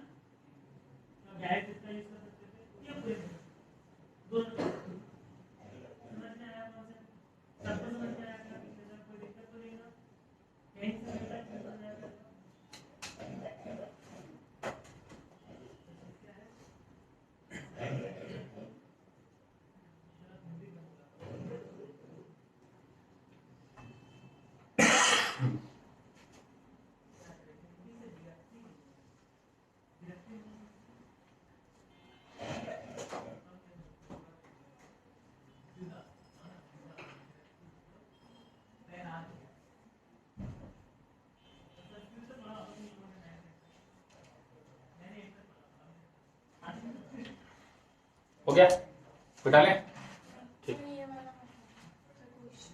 क्वेश्चन बिठा लें, बहुत बढ़िया, तो लिखें एक चल थोड़ा सा जगह इधर देख ले, फिर अगर समय लग रहा है फिर लिखते रहना। हमें चाहिए b² minus b minus C का whole square, c minus a का whole square, d minus b का होल स्क्वायर।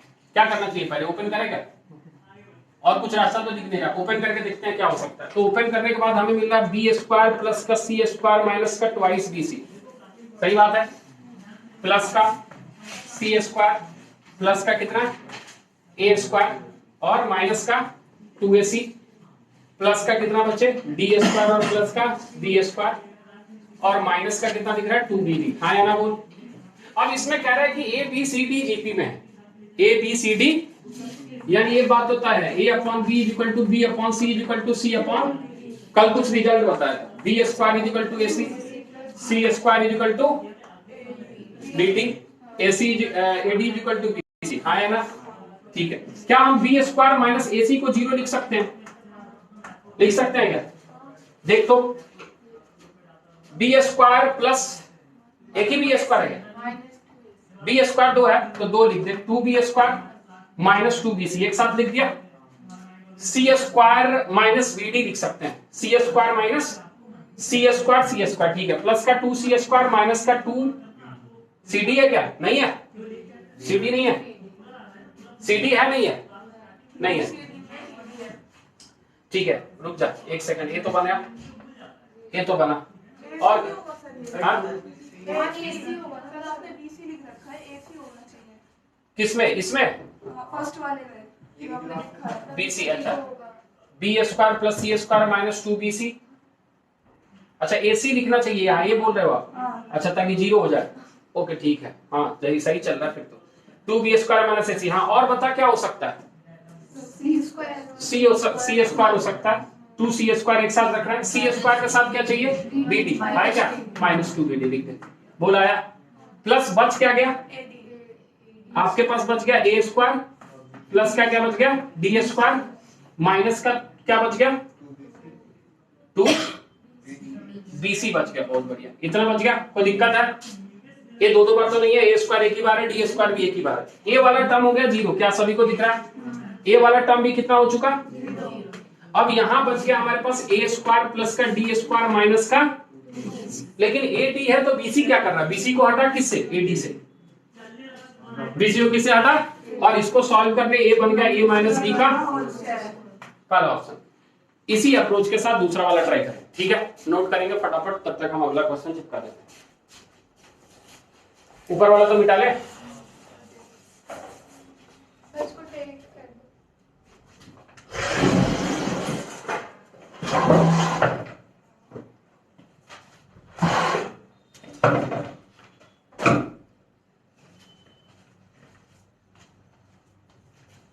आसान क्वेश्चन हो जाएंगे, टफ करेंगे। चलिए एक और आसान लिख देते हैं। If A B C are in AP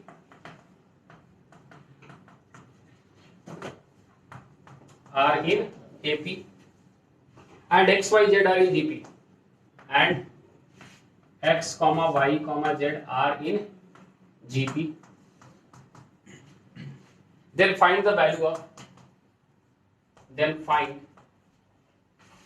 x की power b minus C dot y की power c minus a dot z की पावर a माइनस b। ठीक है, option A 0, option B 1, option C 4 and option D है आपके पास 2। ये दो question आप खुद से ट्राई करोगे। इधर वाला हो गया क्या, या ये क्वेश्चन हो गया? ये क्वेश्चन हो गया, ठीक है।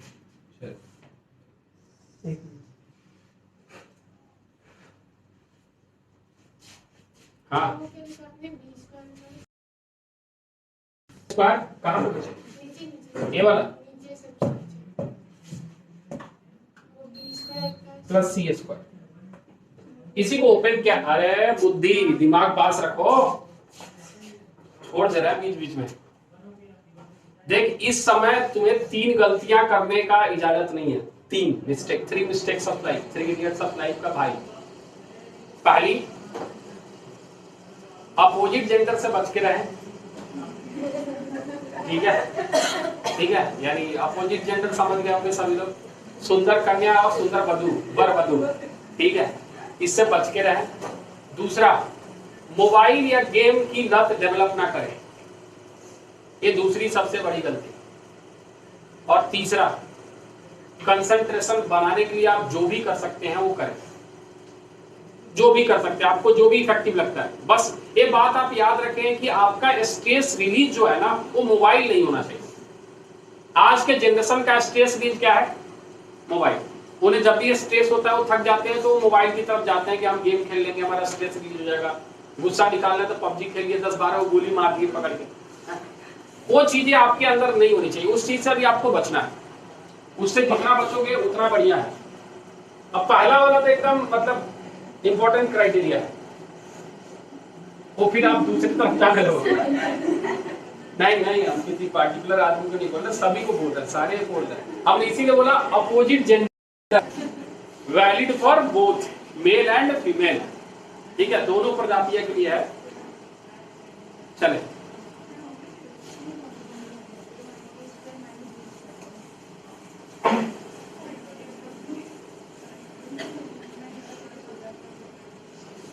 अगला क्वेश्चन लेते हैं। The sum of infinite terms of GP,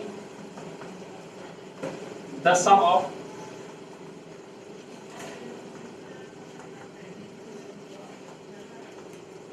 infinite terms of GP is 15 and the sum of their squares is, and the sum of their squares is 45. Find the series. Find the series. पहला option 1 2/3 4/9 and so on. दूसरा option है 5 15 45।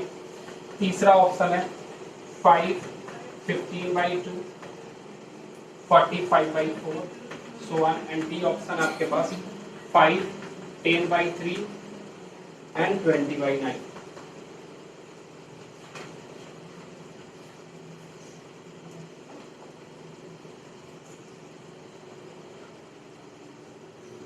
हाँ, इधर बिठा लिया आप।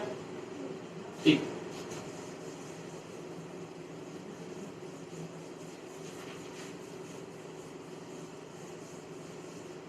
तो सभी को पता है कि क्या रहा है इनफाइनाइट जीपी। रिकॉल करा दें, S infinite is equal to A divide by 1 minus, जहां पे ये बात करता है कि आर की वैल्यू -1 से लेके किसके बीच में होनी थी? क्या इससे ये जो आपका इनफाइनाइट जीपी है इसकी आर की वैल्यू किसके बीच में आनी चाहिए? -1 से 1 के बीच में आनी चाहिए। अब अकॉर्डिंग टू क्वेश्चन थोड़ा समझेंगे ये क्या कह रहा है। कह रहा है कि जो इनके सम है ना, इनके सम इनफाइनाइट टर्म्स के किसके, वो 15 है। कितने हैं? मान ले वो जो जीपी है उसका पहला टर्म ए है और उसकी कॉमन रेशियो आर है। क्या है? मतलब मान लीजिए लेट आपके पास फर्स्ट टर्म क्या है बच्चे? ए, और कॉमन रेशियो क्या मान लिया आपने? आर। जैसे ये चीज आपने मानी, आपके पास a divide by 1 minus R जो है वो 15 बोल आया। हाँ, एस इंफिनिटी कितना दिया है? 15 दिया है, नहीं दिया गया।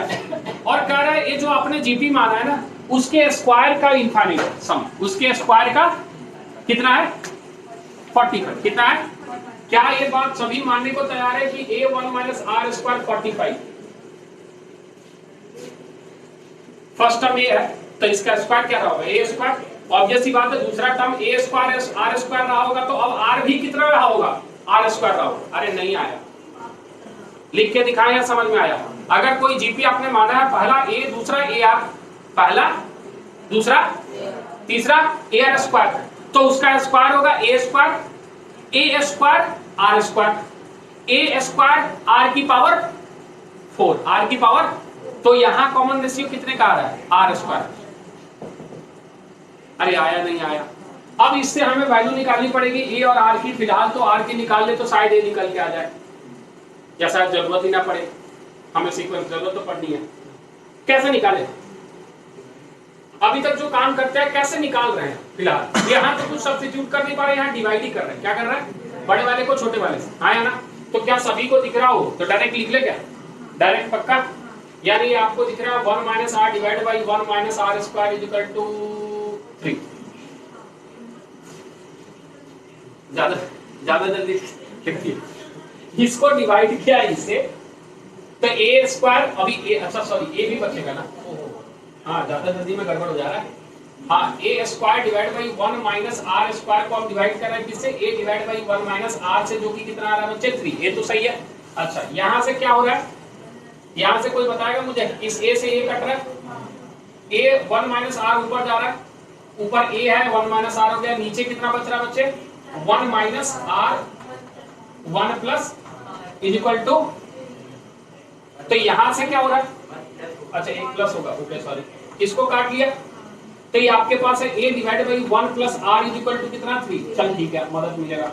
अब इस इक्वेशन को पकड़ ले और इस इक्वेशन को पकड़ ले, इस इक्वेशन को पकड़ ले और इस इक्वेशन को पकड़ ले, a अब गायब हो जाएगा, खुद ही दिखना चाहिए, क्योंकि इससे तो हमें a और r नहीं निकलने वाला, तो हमें मदद चाहिए। किसकी मदद चाहिए, पहले वाले, किसकी, a मान ले तीसरा, और फिर से हम डिवाइड कर रहे हैं इस वाले को, मतलब बड़े वाले को, बड़ा a वाला है, हम डिवाइड कर रहे हैं a divide by 1 minus r को किससे, a डिवाइड बाई 1 प्लस, तो ये आ रहा है 15 डिवाइड बाई 3 5, हाँ या ना बोल, क्या a कट चुका, क्या ये 1 प्लस r ऊपर जा चुका, और 1 माइनस r इक्वल टू, क्या आपको 1 plus r is equal to 5 minus 5r दिख रहा है, हाँ या ना, तो क्या आपको 5r और plus 6r is equal to 4 दिख रहा है, यानी r की वैल्यू 4/6, यानी r की वैल्यू आपको 2/3 दिख रही है, बोल आया। जैसे ही r की वैल्यू 2/3 दिखी, किसी भी इक्वेशन में पुट कर दे, पुट गया, तो a इज इक्वल टू आपके पास आ रहा है 15 मल्टीप्लाइड बाई 1 माइनस 2 बाई, बोल आया। क्या सभी को अगर दिख रहा हो तो 3 बचे 15 काट दिया, 3 माइनस 2, अरे सुन ना, 3 माइनस 2 1 हो गया, 3 बचे 15 काट दिया, तो ये सॉल्व हो गया, 5 नहीं दिख रहा। अभी भी बच्चों वाली हरकत करेंगे सब, पहले एलसीएम लो पूरा बड़ा लाइन लगा के, फिर उसके बाद काटो। हाँ ए की वैल्यू कितनी आ गई, तो आपके पास पहला टर्म कितना आया, ऑप्शन में 5 वाला एक ही ऑप्शन है या 2 है, 3 है, ओहो ठीक है 5, अगला कितना आ जाएगा बच्चे 10/3, अगला 20/9, कौन सा ऑप्शन डी, बोल आया। कोई दिक्कत है, चल फटाफट नोट कर, ये वाला क्वेश्चन करने का खुद से ट्राई करते जा, अगली क्लास में डिस्कस करते जा, ठीक है। ये सब आसान क्वेश्चन है, थोड़ा दिमाग का कसरत कराएगा, जितनी प्रॉपर्टी लिखवाई है उसका थोड़ा सा रिकॉलमेंट आ जाता है, बस और कुछ नहीं।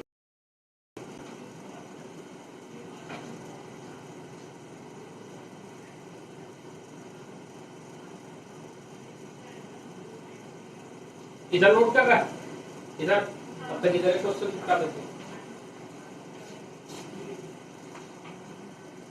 If A, B, C are in GP,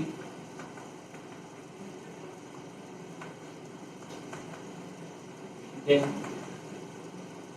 हमसे पूछ रहा है a स्क्वायर प्लस का ab प्लस का b square divided by bc plus ca plus ab, bc plus ca plus ab is option a b plus c divided by a plus b, option b है a plus c divided by a plus b, option c है a plus b divided by b plus c, और option d है a minus c divided by a plus b।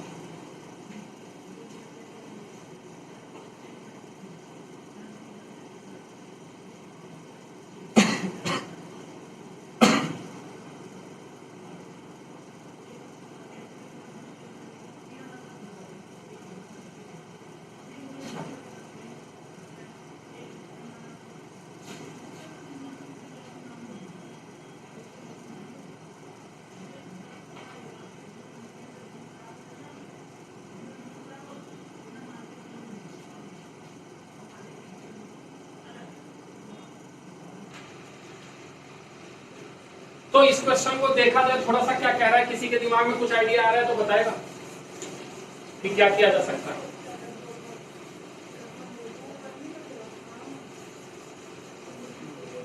हाँ बताओ क्या किया जा सकता है।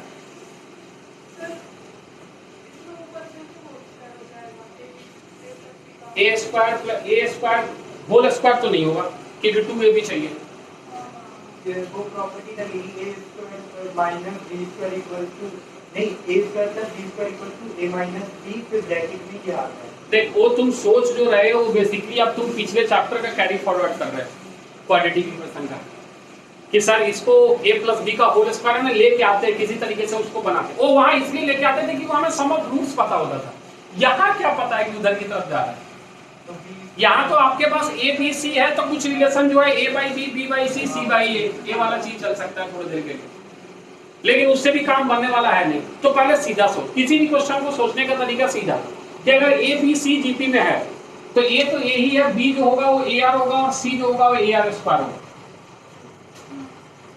क्या ये बात मानते हो? पुट करके तो देखिए एक बार। अगर इसको पुट किया तो ये ऐसा दिखेगा ए स्क्वायर, ए बी जो होगा वो ए आर होगा, हाँ या ना बोल, और जो बी स्क्वायर होगा वो आएगा ए स्क्वायर आर स्क्वायर। क्या ये बात मानने को सभी लोग तैयार है? ठीक है, डिवाइड बाई नीचे देख क्या है, नीचे है बी सी, बी सी मतलब A R multiplied by A R square, उम्मीद करते हैं सभी को समझ आया, plus C A R square multiplied by A, plus A B A multiplied by A R. बोल आया? ऊपर से ध्यान से देख तो सब जगह से ए स्क्वायर कॉमन हो रहा है। क्या हो रहा है? ए स्क्वायर। तो यहां बच रहा है 1 प्लस आर प्लस, नीचे अगर ध्यान से देख तो सब में से ए स्क्वायर कॉमन हो रहा है, और क्या कॉमन हो रहा है? आर स्क्वायर नहीं, आर कॉमन। क्या कॉमन हो रहा है? ठीक है, आर अगर हम कॉमन कर लिए तो यहां से ए स्क्वायर कॉमन हो चुका, आर कॉमन हो चुका, क्या बचा? आर स्क्वायर बचा। क्या बचा? और यहां से क्या बचा? आर बचा। और यहां से क्या बचा? नहीं बचा क्या? अरे ये तो पूरा कॉमन है, ए स्क्वायर आर तो कॉमन हो गया ना, तो यहां से ए पूरा पूरा और ए स्क्वायर और ये सॉल्व होकर कितना आ गया? सर ये तो कुछ नहीं पता, थोड़ा ऑप्शन से खेल जा, थोड़ा ऑप्शन से खेल जा कि पुट करके देख। बीसी तुम्हारे पास क्या है? देख यहाँ पे बीसी क्या है तुम्हारे पास?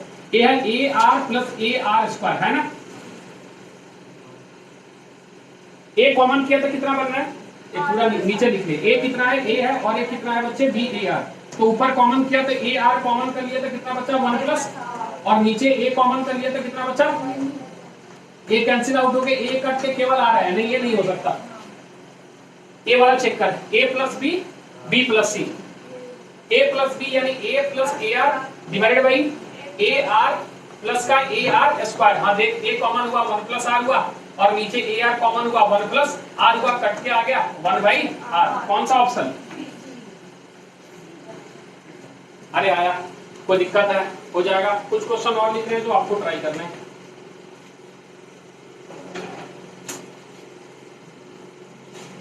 If a to the power x is equal to b to the power y is equal to c to the power z and x, y, z are in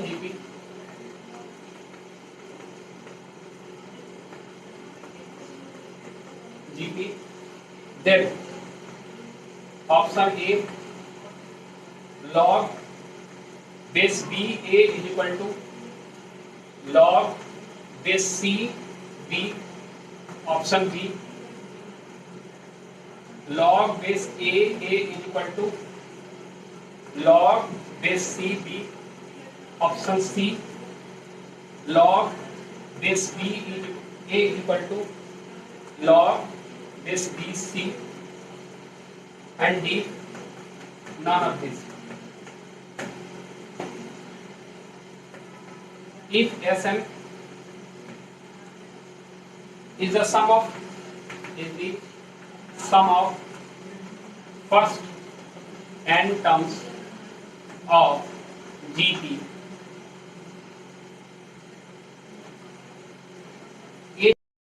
सम कितना आ रहा बच्चे? a to the power n, and अगला है s dash n is the sum of another GP, is the sum of another GP, bracket के अंदर दिया है 1 upon a to the power n, then एक रिलेशन दिया है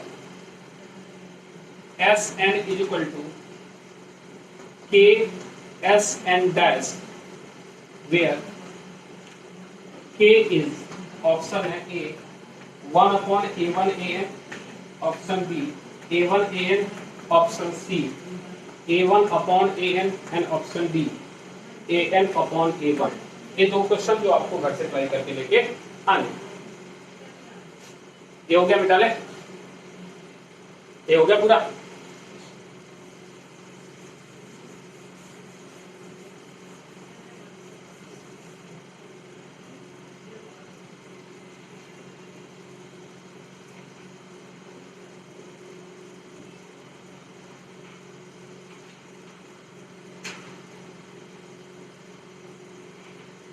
ये क्वेश्चन समझ में आ गया सभी को, या बता दें, समझा दें? कहने का मतलब कि यहाँ Sn जो है इसका मतलब है कि यहाँ A1 plus A2 plus A3 plus so on AN का सम, और S10n जो है वो आपका सम है 1 upon A1 plus 1 upon A2 plus 1 upon A3 plus so on किसका 1 अपॉन AN का। ये Sn है और ये क्या है बच्चे S10 है। तो कह रहा है इनके बीच जो रिलेशन है वो कुछ इस तरीके का है, तो आपको यहाँ से क्या निकाल के लेके आना है के। यानी एक तरीके से हम आपको इस क्वेश्चन को ऐसे ही पूछ सकते हैं कि Sn को S10n के टर्म में एक्सप्रेस करो, Sn को S10 टर्म के एक्सप्रेस करो। अब देख ये कहाँ इस्तेमाल होगा, ये रिजल्ट की तरह याद रखोगे अभी थोड़े दिन बाद। कोई अगर टर्म्स दिया है उसका कुछ सम हो, उसका कुछ अगर उसी टर्म्स के रेसिप्रोकल का सम हो तो होता लगभग सेम ही है, बस वो k का फर्क पड़ता है, बस वो k निकाल के लेके आना है तो k कितना आएगा वहां। वो किसी चीज से मल्टीप्लाई हो सकता है, वो किसी चीज से डिवाइड हो सकता है, लाइक इससे मल्टीप्लाई हो सकता है, इससे डिवाइड हो सकता है, कुछ भी हो सकता है। वो बस वो k क्या है वो ढूंढ के लेके आनी है। यानी एक तरीके से जो Sn है और जो S-n है उस S-n में किसको लेके आने की कोशिश करना है, Sn के टर्म में लेके आने की कोशिश करना है। किसके टर्म में, जहां यहाँ से Sn तो निकालोगे ना, क्या आएगा Sn, यहाँ से Sn का फॉर्मूला क्या आएगा यहाँ से A1 1 minus Rn divided by 1 minus R। अब वो चीज किसके टर्म में लेके आने की कोशिश कर रहा है, S-n के टर्म में लागे कि क्या उसके टर्म में वो आ सकता है या नहीं आ सकता। अगर आ रहा है तो किस कंडीशन के साथ आ रहा है, क्या कुछ बाहर कर लेते हैं तो वो मैच कर जा रहा है या नहीं कर रहा है। बस ये क्वेश्चन इसीलिए दे रहा है कि जो दिमाग है वो थोड़ा सा अप्रोच चले, ऐसा नहीं कि हम नहीं बताएंगे, लेकिन पहले कोशिश कर लो। इस दिन कोई मुश्किल काम नहीं है, बहुत आसान सा चीज है, पहले ट्राई कर लो, नहीं होगा तो फिर बता, ठीक है। बाकी तो आसान, क्लियर है। ये जीपी के हमने आपको बेसिक क्वेश्चंस बताए जो आपके कंसेप्ट को एक्सप्लेन किया, लाइक सम, इनफाइनाइट जीपी, ये सारी चीजें। ज्योमेट्रिक मीन अभी भी नहीं बताई, ज्योमेट्रिक मीन के क्वेश्चन अलग से हम कराते हैं क्योंकि उसके जो क्वेश्चन आएंगे वो AM, GM और HM का मिक्स आएगा, जिसको हम मीन्स इनइक्वालिटी भी बोलते हैं, ठीक है। वो अलग तरीके क्वेश्चन होगा तो उसको अलग से कराते हैं, तीनों को मिक्स करके कहाँ किस कंडीशन के साथ हम जाते हैं। अच्छा एक बात और कि अगर बहुत सारा ज्योमेट्रिक मीन जो है, बहुत सारा ज्योमेट्रिक मीन डाला है, जैसे मान लो आपके पास यहाँ A है और यहाँ B है और यहाँ पे आपने G1 ले लिया, G2 ले लिया, G3 ले लिया एंड सो ऑन, यहाँ Gn ले लिया, तो इसका जो कंटिन्यूड प्रोडक्ट जो होता है वो इसी का, यानी हम ये क्या कर रहे हैं G1 dot G2 dot G3 and so on Gn जब निकालेंगे तो बेसिकली A भी रूट का पावर n होता है। ये प्रॉपर्टी, ये क्या है, फर्स्ट टर्म लास्ट टर्म का जो स्क्वायर रूट है उसी का पावर क्या हो जाता है n, यानी the continued product of geometric mean between A and B is nothing but it is the power of nth power of the geometric mean, nth power of the geometric mean है G है। ये क्या है बच्चे, ये G ही है, 3 number के बीच में क्या होता है G ही होता है। तो एक तरीके का एक प्रॉपर्टी है जो आप इस्तेमाल कर सकते हो बड़े क्वेश्चन में, ठीक है, नोट करके डाल दो।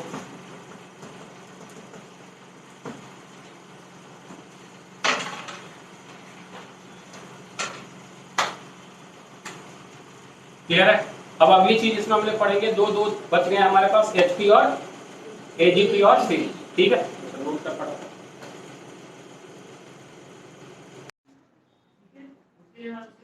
चलिए तो अगली जो चीज है वो आपके पास क्या है, हार्मोनिक प्रोग्रेशन। अब पहली बात कि लिख तो रहे हैं हम हार्मोनिक प्रोग्रेशन, बहुत अच्छी चीज है तो लिख देते हैं एक बार।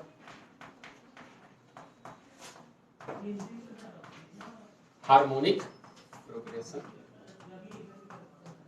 जिसको हम किसके नाम से जानेंगे, HP। हाँ वो HP हार्मोनिक प्रोग्रेशन है, HP गैस नहीं है, ठीक है। देखो HP नाम की चीज जो है ना वो होती ही नहीं है। आप बोलोगे सर क्या लिख दिया फिर बोल रहे हो, तो नहीं पहले ही नहीं लिखते। हाँ ये बात सही है कि SP नाम की कोई चीज, इसका अपना कोई वजूद नहीं है, इसका अपना कोई वजूद कैसे आप समझ, मान लेके हमारे पास कुछ नंबर है, late A1, A2, A3 and so on हमारे पास AN है। एक कहता है are in HP, are in if and only if 1 upon A1, 1 upon A2, 1 upon A3, and so on, 1 upon AN form an AP.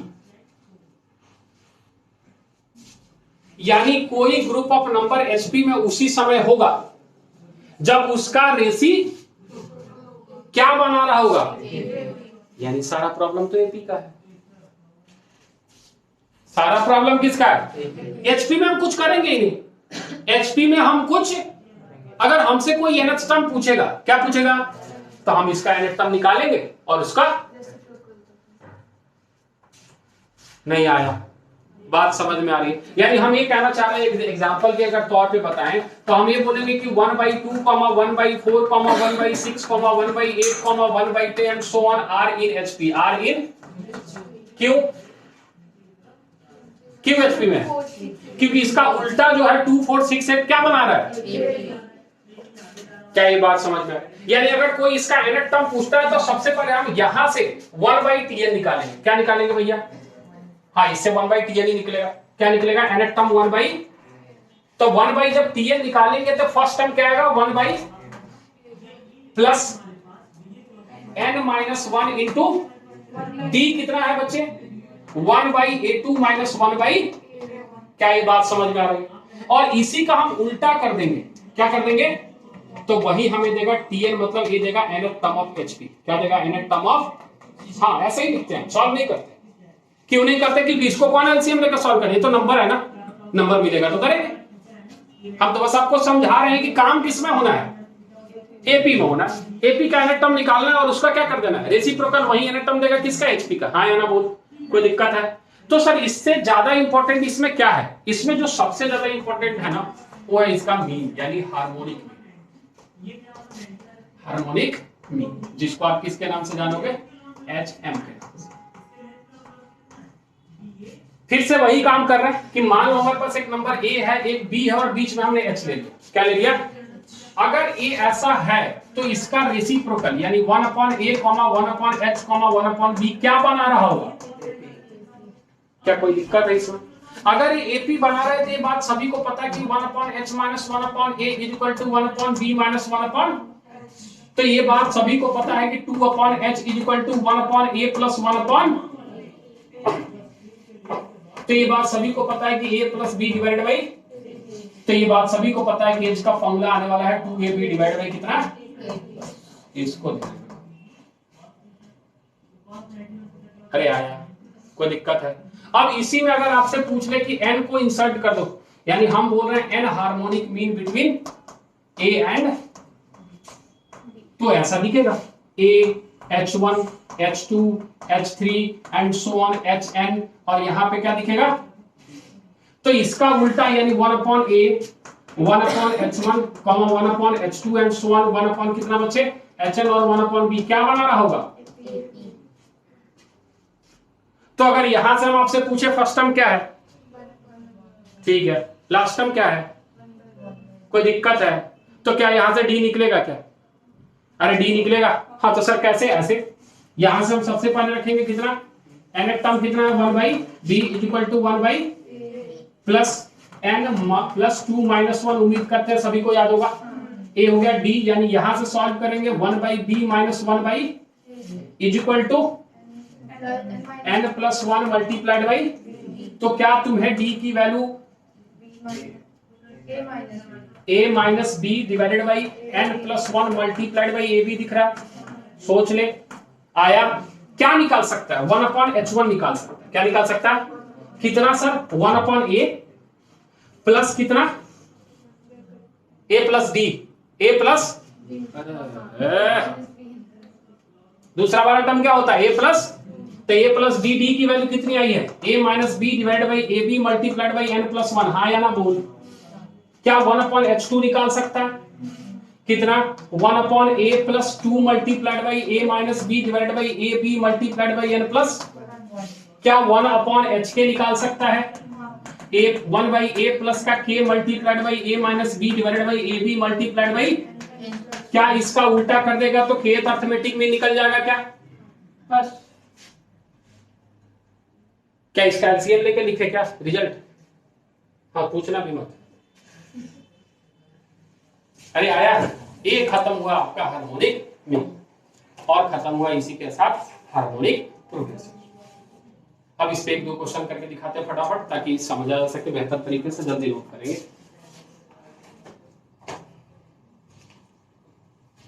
वैसे इसको अगर LCM लेकर लिखोगे तो ये आएगा A B multiplied by N plus one, यहाँ से A B divide by N plus one divide by B multiplied by N plus one, B multiplied by कितना हो जाएगा ये एन प्लस वन और plus K multiplied by A minus B, यही solve होकर कितना आएगा बच्चे एच के, जो कि याद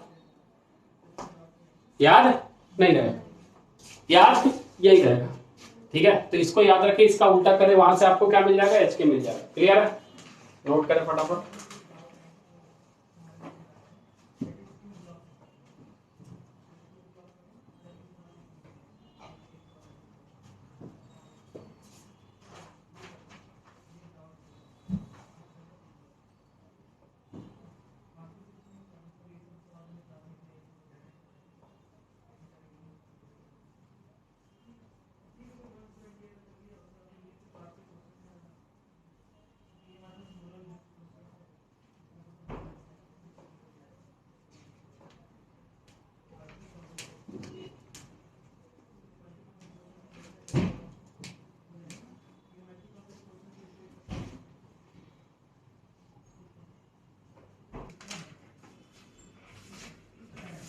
अब इस सारी चीज को समझने के लिए एक दो क्वेश्चन देखते हैं थोड़ा सा कि किस तरीके से इसकी इम्प्लीमेंटेशन आ रही है,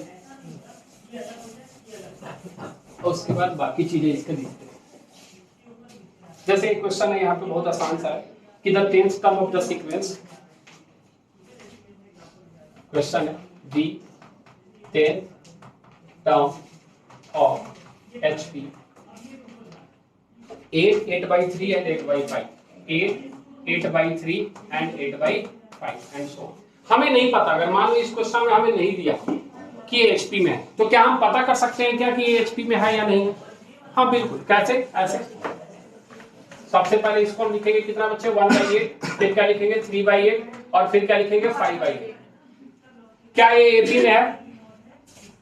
क्या ये AP में है? हाँ AP में है, जिसका कॉमन डिफरेंस कितना है 2/8 नहीं दिख रहा है। कॉमन डिफरेंस कितना है भैया? अरे यहां इसमें कितना ऐड कर रहा है तो इतना पहुंच रहे हो,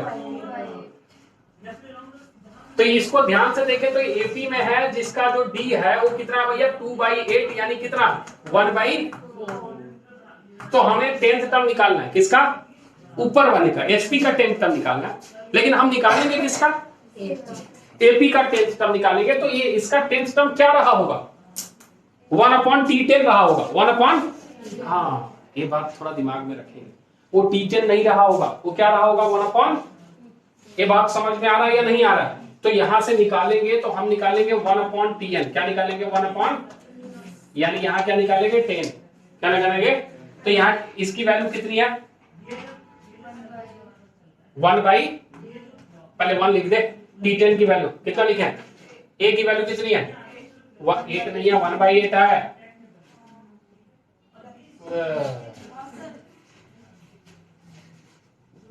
तो लो ऐसे समझ, ऐसे कि हमें T10 निकालना है किसका? HP का, किसका? तो ये होगा 1/T10 किसका? ऐसा दिखेगा 1/T10 AP का 1/8 पहला term plus 10 minus 9 multiplied by 1/4। ये सॉल्व होके 1/8 इधर लिख रहा है इज इक्वल टू 1/, डायरेक्ट लिखे 1/8 कितना और प्लस कितना 18/8, 18/, थोड़ा दिमाग लगा लेना, आंसर 8/9 19 बोला यार। हाँ तुम लोग कंफ्यूज कर दो, या तो सही बोलो या तो मत बोलो, मतलब बट्टा का जोड़ घटाओ नहीं आ रहा तुम लोग को फ्रैक्शन का, कितना आ जाएगा भैया 8/19। कोई दिक्कत है क्या? टेंशन निकल रहा है? कैसे निकल रहा है आप समझ में आ रहा है कि हमें एचपी में कोई काम ही नहीं करना है, हमें किसमें काम करना है? एपी में। और जो भी उसके रिजल्ट आ रहा है उसका हमें रेसिप्रोकल ले लेना है और वही हमारा क्या दे जाएगा बच्चे? कोई दिक्कत है? अगला क्वेश्चन कह रहा है if mth term of an HP, if mth term of HP is n and nth term is m, nth term is m, full stop. The ratio of m plus nth term and m nth term of HP is पहला option m n divided by m plus n, दूसरा option m plus n divided by m n, तीसरा option 1 और चौथा option 2।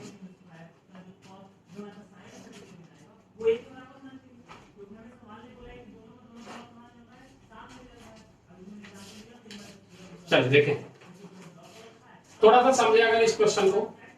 तो कह रहा है HP का कौन सा टर्म? mth टर्म, यानी हमें दे रखा है tm, किसका बच्चे? कितना दिया है बच्चे? n दिया। क्या दिया है? तो ये बात तो सभी को पता है कि अगर हम यहाँ पे tm निकालें एपी का, किसका? तो 1/tm होगा किसका? एचपी का। हाँ या ना बोल?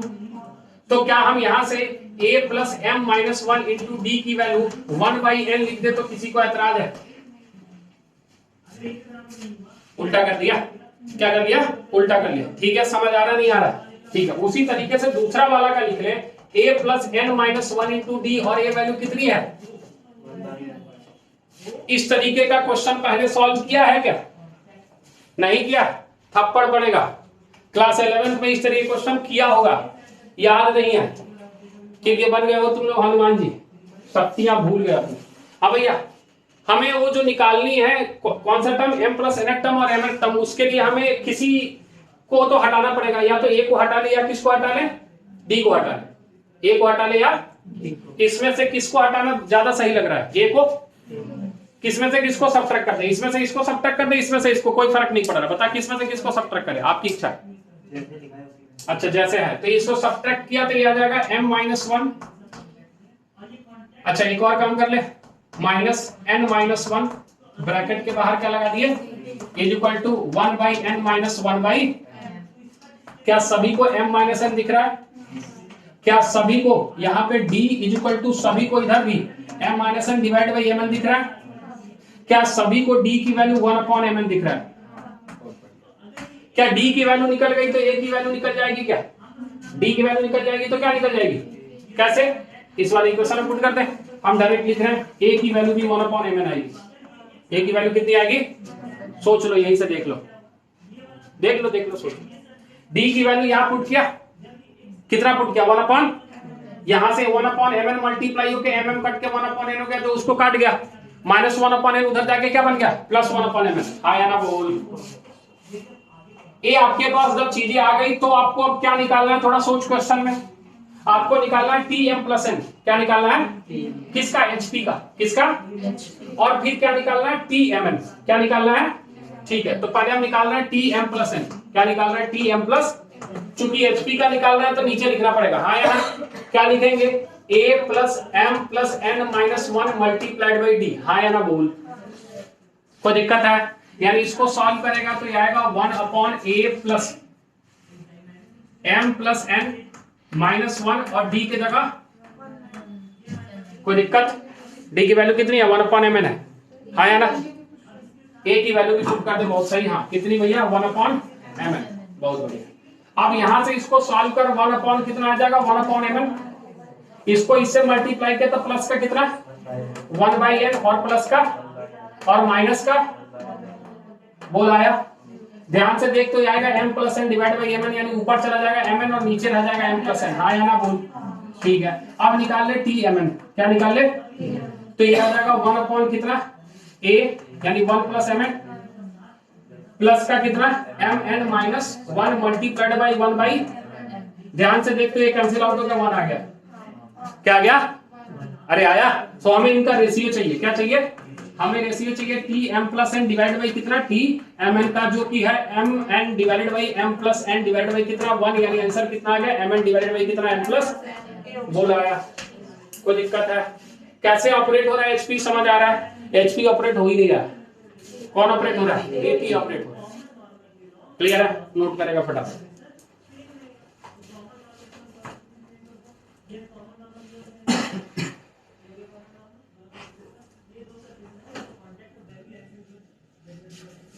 अब एक चीज इसमें और बचा है उसको देख लेते हैं फटाफट, फिर जब अगली क्लास में मिलेंगे हम लोग तो उसमें सीरीज और एजीपी भी देखेंगे और उसके बाद इस पे और मिक्स प्रॉब्लम कर सकते हैं और उसके बाद आपको पीवाईक्यू भी कुछ करके दिखाएंगे।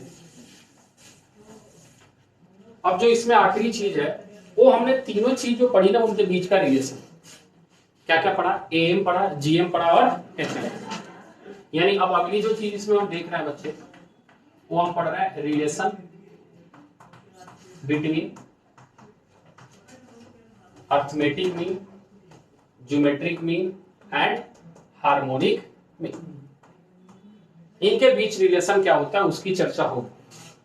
इनके बीच रिलेशन जो होता है हम पहले लिख देते हैं कि अर्थमेटिक मीन ए जो है वो ग्रेटर देन इक्वल टू जी और ए ग्रेटर देन इक्वल टू क्या होता है बच्चे एच, यानी सबसे बड़ा क्या होता है अर्थमेटिक मीन, फिर उससे बड़ा, उससे छोटा और उससे छोटा क्यों होता है उसकी चर्चा हम लोग कर लेते हैं। अब अगर आप सारी वैल्यू लिख दे तो ए की वैल्यू आपके पास है a plus B divide by 2, हाँ है ना। जी की बात अगर हम करें तो जी हमारे पास है रूट अंडर ए बी, और एच की अगर हम बात करें तो ये हमारे पास आया कितना 2ab divide by a plus B, हाँ है ना। हम पहले इस दोनों को डेवलप करने की कोशिश कर रहे हैं।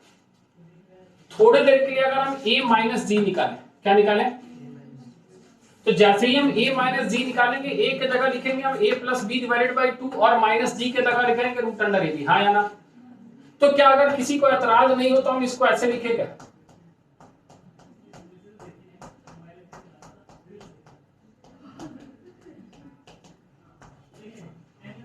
लिख सकते हैं, कोई दिक्कत है। यानी अगर थोड़ा ध्यान से देख तो तुम्हें एक चीज मिल रहा है कि a माइनस जी जो है वो बेसिकली हमारे पास कितने के बराबर है, कितने के बराबर, रूट ए माइनस रूट बी का होल स्क्वायर डिवाइड बाई कितना, और अगर ये होल स्क्वायर है तो ये हमेशा क्या रहा, यानी ये जो क्वांटिटी यहां से हमें मिल रही है a माइनस जी हमेशा ग्रेटर देन इक्वल टू क्या रही होगी, तो यहां से ये बात प्रमाणित होगा कि a greater than equal to क्या रहा होगा, a बराबर उसी समय होगा जब a और b आपस में क्या हो जाए, बराबर हो जाए, क्या हो जाए, लिखवा रहे हैं। बस हम इतना आपको समझाने की कोशिश कर रहे थे, वैसे प्रूफ कराने की कोई जरूरत नहीं, बस ये रिलेशन है, जानना होता है कि a ग्रेटर देन क्या होता है और g ग्रेटर देन क्या होता है, इनके बीच कुछ इस तरीके का रिलेशन होता है। अब इसके कुछ प्रॉपर्टीज हम आपको बता रहे हैं, ठीक है, जिसको आप दिमाग में रखेंगे। पहली प्रॉपर्टी तो यही हो गई, पहली प्रॉपर्टी तो यही डाले, ठीक है।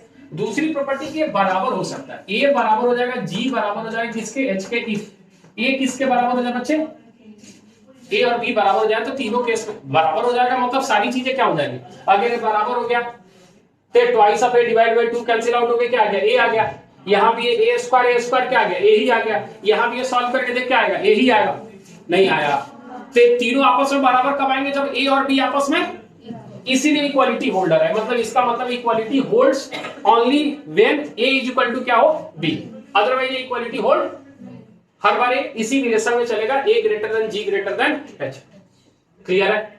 अच्छा, दूसरी प्रॉपर्टी इसमें है कि अगर a g h आपके पास, मतलब तीसरी प्रॉपर्टी, तो कहता है g स्क्वायर जो है ना वो a डॉट h के बराबर है। g स्क्वायर कितने के बराबर होगा, चेक कर सकता है, ये सारे प्रूफ रिजल्ट है। g स्क्वायर किसके बराबर होगा, a डॉट, यानी आप ऐसे भी बोल सकते हो कि ये आपके पास, ध्यान से देख तो a g h जो है, a g, ये जो a g h है ये आपस में gp बनाएगा, क्या बनाएगा, यानी जो am है, gm है और hm है, उसको अगर एक साथ रखेंगे तो एक और सीक्वेंस बनाएगा जो कैसा होगा, gp में होगा, तभी तो ये रिजल्ट होल्ड कर पाएगा। ये नंबर ही तो है, agh क्या है, नंबर है, ये तीनों नंबर में कुछ इस तरीके का रिलेशन संभव है, होता है, बोलाया। अच्छा, अगली चीज कि अर्थमेटिक मीन, अगर ज्योमेट्रिक मीन हमारे पास है और ए जी हमारे अर्थमेटिक ज्योमेट्रिक मीन है दो पॉजिटिव नंबर के बीच में, किसके बीच में, तो जो नंबर्स होंगे वो क्या होंगे उसकी चर्चा अगर करें तो लिख लेंगे इसमें अगली point, if A and G are A M and G M between two numbers, between two numbers, then that two numbers is a plus minus root under A square minus कितना जी स्क्वायर, एक बार plus और एक बार, तो जो दो number है हम कैसे निकाल सकते हैं, सीधे इस फॉर्मूला का इस्तेमाल करके ए प्लस माइनस कितना ए स्क्वायर माइनस, जैसे मान लो कोई दो नंबर जो होगा वो वन होगा, ए मतलब ए होगा और बी होगा, क्या होगा ए और, तो उसका हम ए निकाल लेंगे, A plus B divided by two, plus minus अंदर लगा देंगे A plus B divide by two का होल स्क्वायर माइनस जी यानी रूट अंडर ए बी का होल स्क्वायर, जो सॉल्व होकर जो नंबर मिलेगा वही एक ए रहा होगा और माइनस के साथ जब सॉल्व करेंगे तो क्या रहा होगा, बी रहा होगा। समझ पा रहा है, कोई दिक्कत है? अगला है कि अगर हमारे पास ए कोई क्वाड्रेटिक इक्वेशन, हाँ वो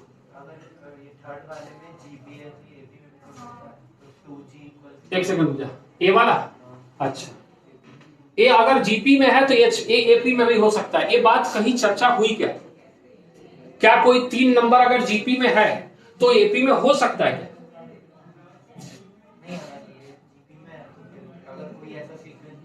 हाँ तो वही तो हमसे पूछ रहे हैं कि कोई ऐसा सीक्वेंस है क्या तीन नंबर का जो एपी भी हो और जीपी भी हो, वही बात हम तुमसे पूछ रहे हैं, कंफ्यूजन दूर करने का तुम ही सोचने पे मजबूर करेंगे। तुम बोल रहे हो कि सर अगर ये जीपी में है तो ये एपी में भी, यानी तुम ऐसा तीन नंबर हमें बता रहे हो जो जीपी को भी सेटिस्फाई कर रहा है और एपी को भी, ऐसा तीन नंबर बता, संभव ये जीपी में ही होगा, ये एपी में, या तो एपी में रहता तो फिर जीपी में, एपी जीपी सेम कैसे हो सकता, संभव नहीं।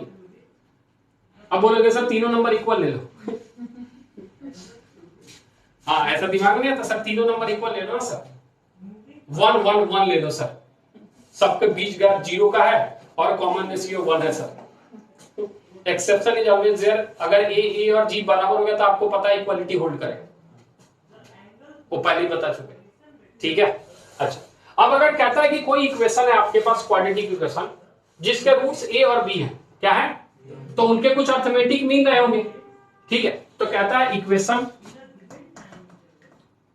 ये एनसीईआरटी में सारे क्वेश्चन होंगे, equation having A and B as its roots is, इसको हम डायरेक्ट लिख सकते हैं, क्वाड्रेटिक इक्वेशन लिखने का फॉर्मूला सभी को पता है, क्वाड्रेटिक इक्वेशन कैसे लिखते हैं कोई बताएगा, ठीक है, X square minus sum of roots, तो ठीक है 2ax और प्रोडक्ट ऑफ क्या लिखे, प्रोडक्ट ऑफ रूट्स, तो यहां क्या लिखना चाहिए हमें, ए बी लिखना चाहिए, क्या लिखना चाहिए, क्या ये बात समझ में आ रहा है, हाँ ए बी जी स्क्वायर होता है। और तुम बोलोगे सर ये 2 कैसे आया, देख ए प्लस बी डिवाइडेड बाई, लेकिन हमें केवल क्या चाहिए, ए प्लस बी चाहिए, क्या चाहिए, 2 को कैंसिल आउट करके, हाँ या ना बोल, ये क्या बनाया हमने, क्वाड्रेटिक इक्वेशन बनाया, क्या बनाया, तो क्यूबिक भी तो बन सकता है, हाँ बन सकता है, नहीं बन सकता, आता नहीं है, बहुत रेयरली है जब आपको क्यूबिक पूछा जाएगा, लेकिन हाँ फिर भी अगर हम जानना चाहें तो जान सकते हैं कि अगर आपके पास ए जी एच है और वो आपका तीन नंबर के बीच का नंबर दिया है, ठीक है, लिख ले इसमें स्टेटमेंट लिख ले कि if A comma G comma H are A M G M and H M of, हमारे पास तीन नंबर कौन से हैं, ए बी सी ले लेते हैं, ठीक है, H M between 3 given numbers A B C, between of 3 given numbers A comma B comma C, then equation जो आपका बनेगा, हाँ अब क्यूबिक इक्वेशन कैसे बनता है कोई बताएगा, क्यूबिक इक्वेशन, अच्छा क्यूबिक इक्वेशन नहीं पता, बहुत बढ़िया, क्यूबिक इक्वेशन कैसे बनाते हैं, जैसे आपने बोला ना कि sum of roots product of roots, तो क्यूबिक इक्वेशन भी तो बनता था, भरोसा कम हो रहा है मेरा।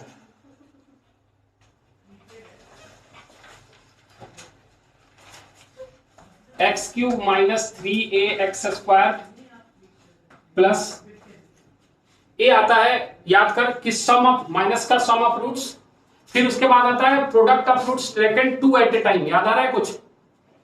2 एट ए टाइम। अरे 3 चीज निकालते थे क्यूबिक इक्वेशन में, एक सम ऑफ रूट्स निकालते थे, एक निकालते थे sum of roots taken 2 at a time, alpha beta beta gamma gamma alpha, और तीसरा निकालते थे alpha beta gamma product of roots. अब रिलेशन बता एबीसी के टर्म में थोड़ा सा, जैसे यहां बोलता है ना minus B upon A C upon A D upon, बोलता है ना, वहां क्या होता है? थोड़ा थोड़ा याद कर, याद करके बता जल्दी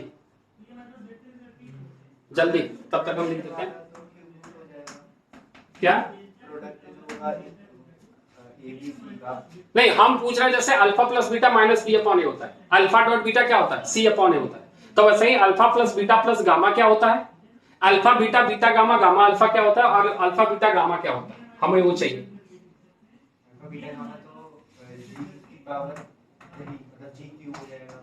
अरे जी के टर्म में हम नहीं पूछ रहे हैं, हम एबीसी के टर्म में पूछ रहे हैं। हम बोल रहे हैं कि एक क्वाड्रेटिक इक्वेशन है, रुक जा इधर लिख देते हैं। एक क्वाड्रेटिक इक्वेशन है तुम्हारे पास, ax क्यूब प्लस का bx स्क्वायर प्लस का cx plus d equal to 0। एक क्यूबिक इक्वेशन है, सॉरी है क्यूबिक इक्वेशन। इसके 3 रूट्स आएंगे, alpha beta, alpha plus beta plus gamma क्या होगा? Alpha plus beta plus gamma क्या होगा? जल्दी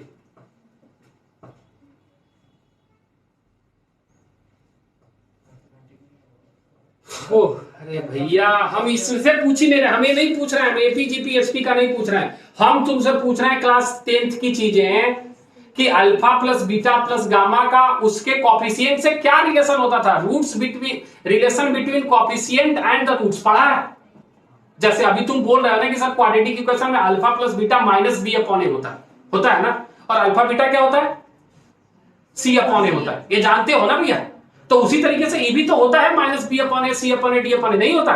होता है ना। क्या होता है? Alpha plus beta plus gamma क्या होता है?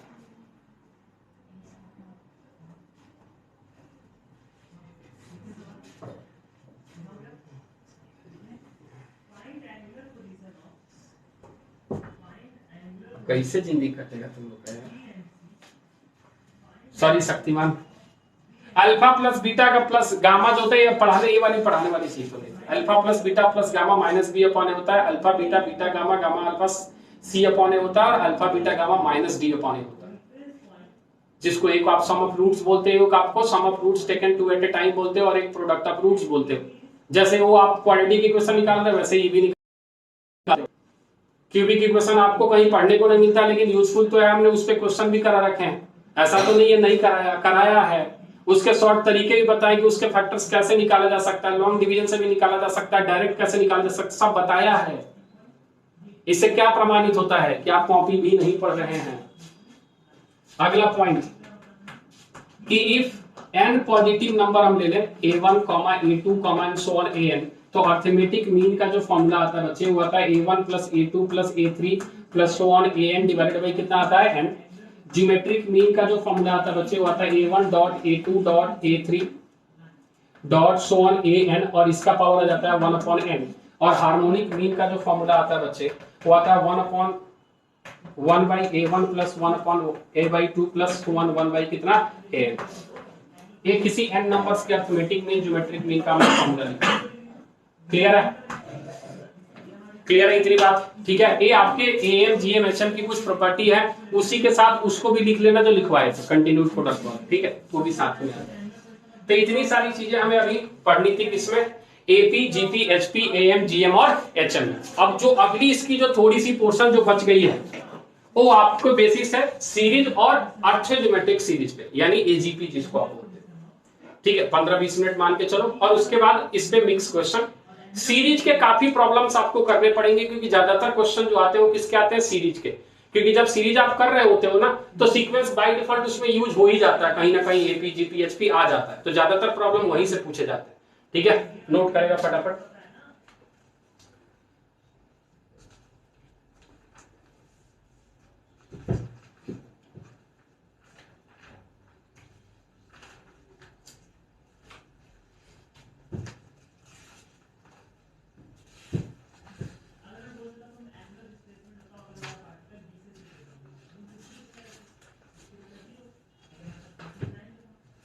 इसमें पीवाई क्यों नहीं दिया गया? हाँ नहीं दिया, इतना पैसा दिया, देना तो चाहिए। ये तो सीएजी है, तो इसमें पीवाई क्यों नहीं दिया? अच्छा अलग से दिया। Free booklet containing chapter wise solve question of JEE mains 2022, केवल एक ही साल का 2022 का। पैसा कमाने का एक अलग से ही बुक निकाल दो।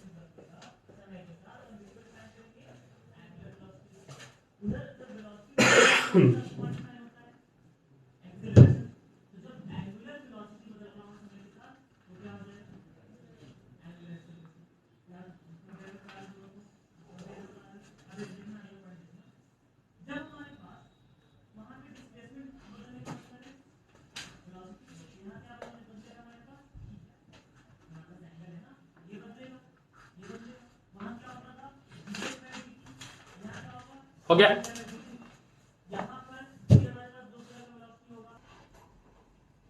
चलिए इसमें एक क्वेश्चन देखते हैं, एक दो थोड़ा सा एक देखते हैं कि हाँ किस तरीके से इंप्लीमेंट हो रहा है, थोड़ा सा बाकी इस पे और चर्चा होती रहेगी। एक क्वेश्चन देखा है तो थोड़ा सा ध्यान देते हैं इसे कैसा है। एक क्वेश्चन इसमें कह रहा है, लिखेंगे if the arithmetic mean between two numbers exceeds their geometric mean by 2, and the geometric mean exceeds their harmonic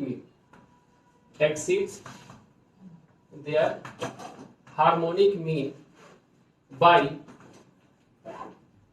8/5, find the numbers।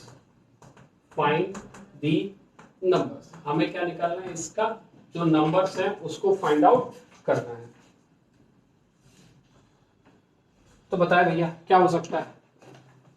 पहले जो इक्वेशन दिया है उसको समझने की कोशिश करते हैं। कह रहा है कि जो अर्थमेटिक मीन है और जो ज्योमेट्रिक मीन है इनके बीच में एक रिलेशन है कि अर्थमेटिक मीन ज्योमेट्रिक मीन से कितना ज्यादा है। यानी हम यहाँ से एक रिलेशन अगर डेवलप करना चाहें तो हम लिख सकते हैं कि ए एम जो है यानी ए जो है वो G+2 है। हाँ या ना बोल? यानी यहाँ से एक रिलेशन बन जाएगा a - G = 2। बोला आया? सिमिलरली उसी तरीके से G - H जो है वो कितना भैया? 8/5। क्या ये बात मानने को सभी लोग तैयार हैं? अब यहां से हमें वो नंबर निकालना है। क्या निकालना है? अब हमारे पास एक रिलेशन है AGH के बीच में। अभी बताया कि G² जो होता है वो कितने के बराबर होता है बच्चे? AH के बराबर। G² कितने के बराबर होता है?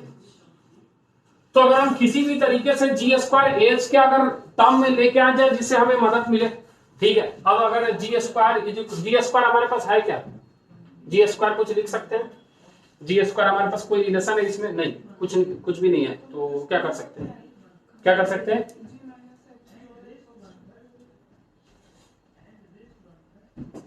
चल A और मैं H की वैल्यू पुट करके देखते हैं, ठीक है। अगर हम G² को लिखते हैं तो A की वैल्यू हमारे पास कितनी आ रही है बच्चे? G+2। A की वैल्यू कितनी आ रही है? और H की वैल्यू कितनी आ रही है बच्चे? G - 8/, सही लिखा।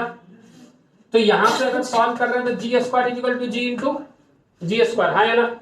यहां से A मल्टीप्लाई होकर -8/5G और यहां से A मल्टीप्लाई होकर कितना बच्चे? 2G और यहां से आ गया माइनस का 16/5। हाँ या ना बोल? यहां से इस G² को काट लिए, इसको इधर लेके आ गए, इसको तो आ गया G कॉमन कर लिया तो 8/5 - 2 बोल आया इक्वल टू ये -16 कितना हो गया? 5। तो ध्यान से देखते ये कितना आ रहा है? -2 - 2G माइनस का कितना आ रहा है बच्चे 2g/5 इक्वल टू -16/5 माइनस से माइनस काटा 5 से 5 काटा g की वैल्यू कितनी दिख रही है 8 g की वैल्यू कितनी दिख रही है यहां पुट कर ले g की वैल्यू तो निकल गई यहां पुट कर ले सॉरी हां g की वैल्यू कितनी निकल गई 8 तो a माइनस g अब a निकाल रहे हैं कितना आ रहा है 10 बहुत बढ़िया और h कितना आ रहा है h हमारे पास आ जाएगा एक सेकंड h हमारे पास आ जाएगा g हमारे पास कितना बच्चे 8 माइनस 8/5 तो h हमारे पास कितना आ जाएगा 8 × 40 माइनस 32/5 कितना बोल आया कोई दिक्कत है a 16 है अब हमें नंबर चाहिए क्या चाहिए तो नंबर हमारे पास कितना है हाँ नंबर कितना है नंबर चाहिए हमें a और b मान लिया नंबर को तो a और b का सम हमारे पास कितने के बराबर होना चाहिए a हमारे पास 10 अर्थमेटिक मीन कितना है 10 तो हम बात बोल सकते हैं कि a + b डिवाइडेड बाई 2 जो है वो कितने के बराबर है तो a + b हमारे पास कितने के बराबर है 20 a + b कितने के बराबर है यहां से अब हमारे a b तो निकल नहीं रहा और कोई मदद मिल सकता है क्या g वाले से कुछ मदद मिल सकता है इसमें तो कुछ दिया नहीं a + b केवल 20 दिया और कुछ कर सकते हैं क्या h से कोई मतलब नहीं a + b हमारे पास कितना आ गया बच्चे 20 और ab कितना है ab हाँ ab भी तो निकाल सकते हैं g² कितना है हमारे पास g 8 है g² 16 आ जाएगा तो ab हमारे पास कितना आ जाएगा बच्चे 16 ab 16 आ जाएगा सॉरी 64 है क्या आएगा बच्चे 64 यहां से किसी एक की वैल्यू उठा के यहां पुट कर लेंगे यहां से किसी एक की वैल्यू यहां उठा के क्या कर लेंगे पुट कर लेंगे और इक्वेशन को सॉल्व कर लेंगे वहां से a और b की वैल्यू आ जाएगी बोला आया कोई दिक्कत है हाँ यही सही रहेगा और कुछ तो है नहीं आंसर इसमें जो दिया है वो a की वैल्यू दिया है 16 और b की वैल्यू दिया है 4 a की वैल्यू कितनी दिया है 16 और b की वैल्यू 4 अच्छा डायरेक्ट निकाला जा सकता है डायरेक्ट निकाला जा सकता है कि a अगर हमारे पास 10 है और उस दोनों का सम 20 है थोड़ा सा दिमाग लगाएगा तो इसकी जरूरत नहीं पड़ेगी थोड़ा सा दिमाग लगाना कि a + b आपके पास कितना है बच्चे 20 है यानी a और b जो है वो 20 है कितनी है और एक वैल्यू आपके पास 8 है क्या है g की वैल्यू 8 है वो अभी हम उस पर नहीं जाना चाह रहे तो अगर थोड़ा ध्यान से देखा जाए तो यहां से a की वैल्यू 16 AP में होना चाहिए एक ऐसा होना चाहिए 20 चाहिए तो हमें कुछ ऐसे नंबर लेने पड़ेंगे जिसका सम कितना आ जाए मतलब ऐसे AP में मतलब ये बीच वाला टर्म जो है हमारे पास 20 आ रहा है यानी बीच वाला टर्म तो हमारे पास 10 है ही क्या है अब बात यह है कि 20 तक पहुंचना है हमें क्या पहुंचना है a हमारा a कितना है 10 है ना हाँ a 10 है तो 20 तक पहुंचना है तो यहां पे ऐसे क्या रखें कि ये 10 आ जाए फिर वहां पे बराबर थोड़ा सा लिख रहे हैं पहले समझना 16 उसके बाद 10 और उसके बाद 4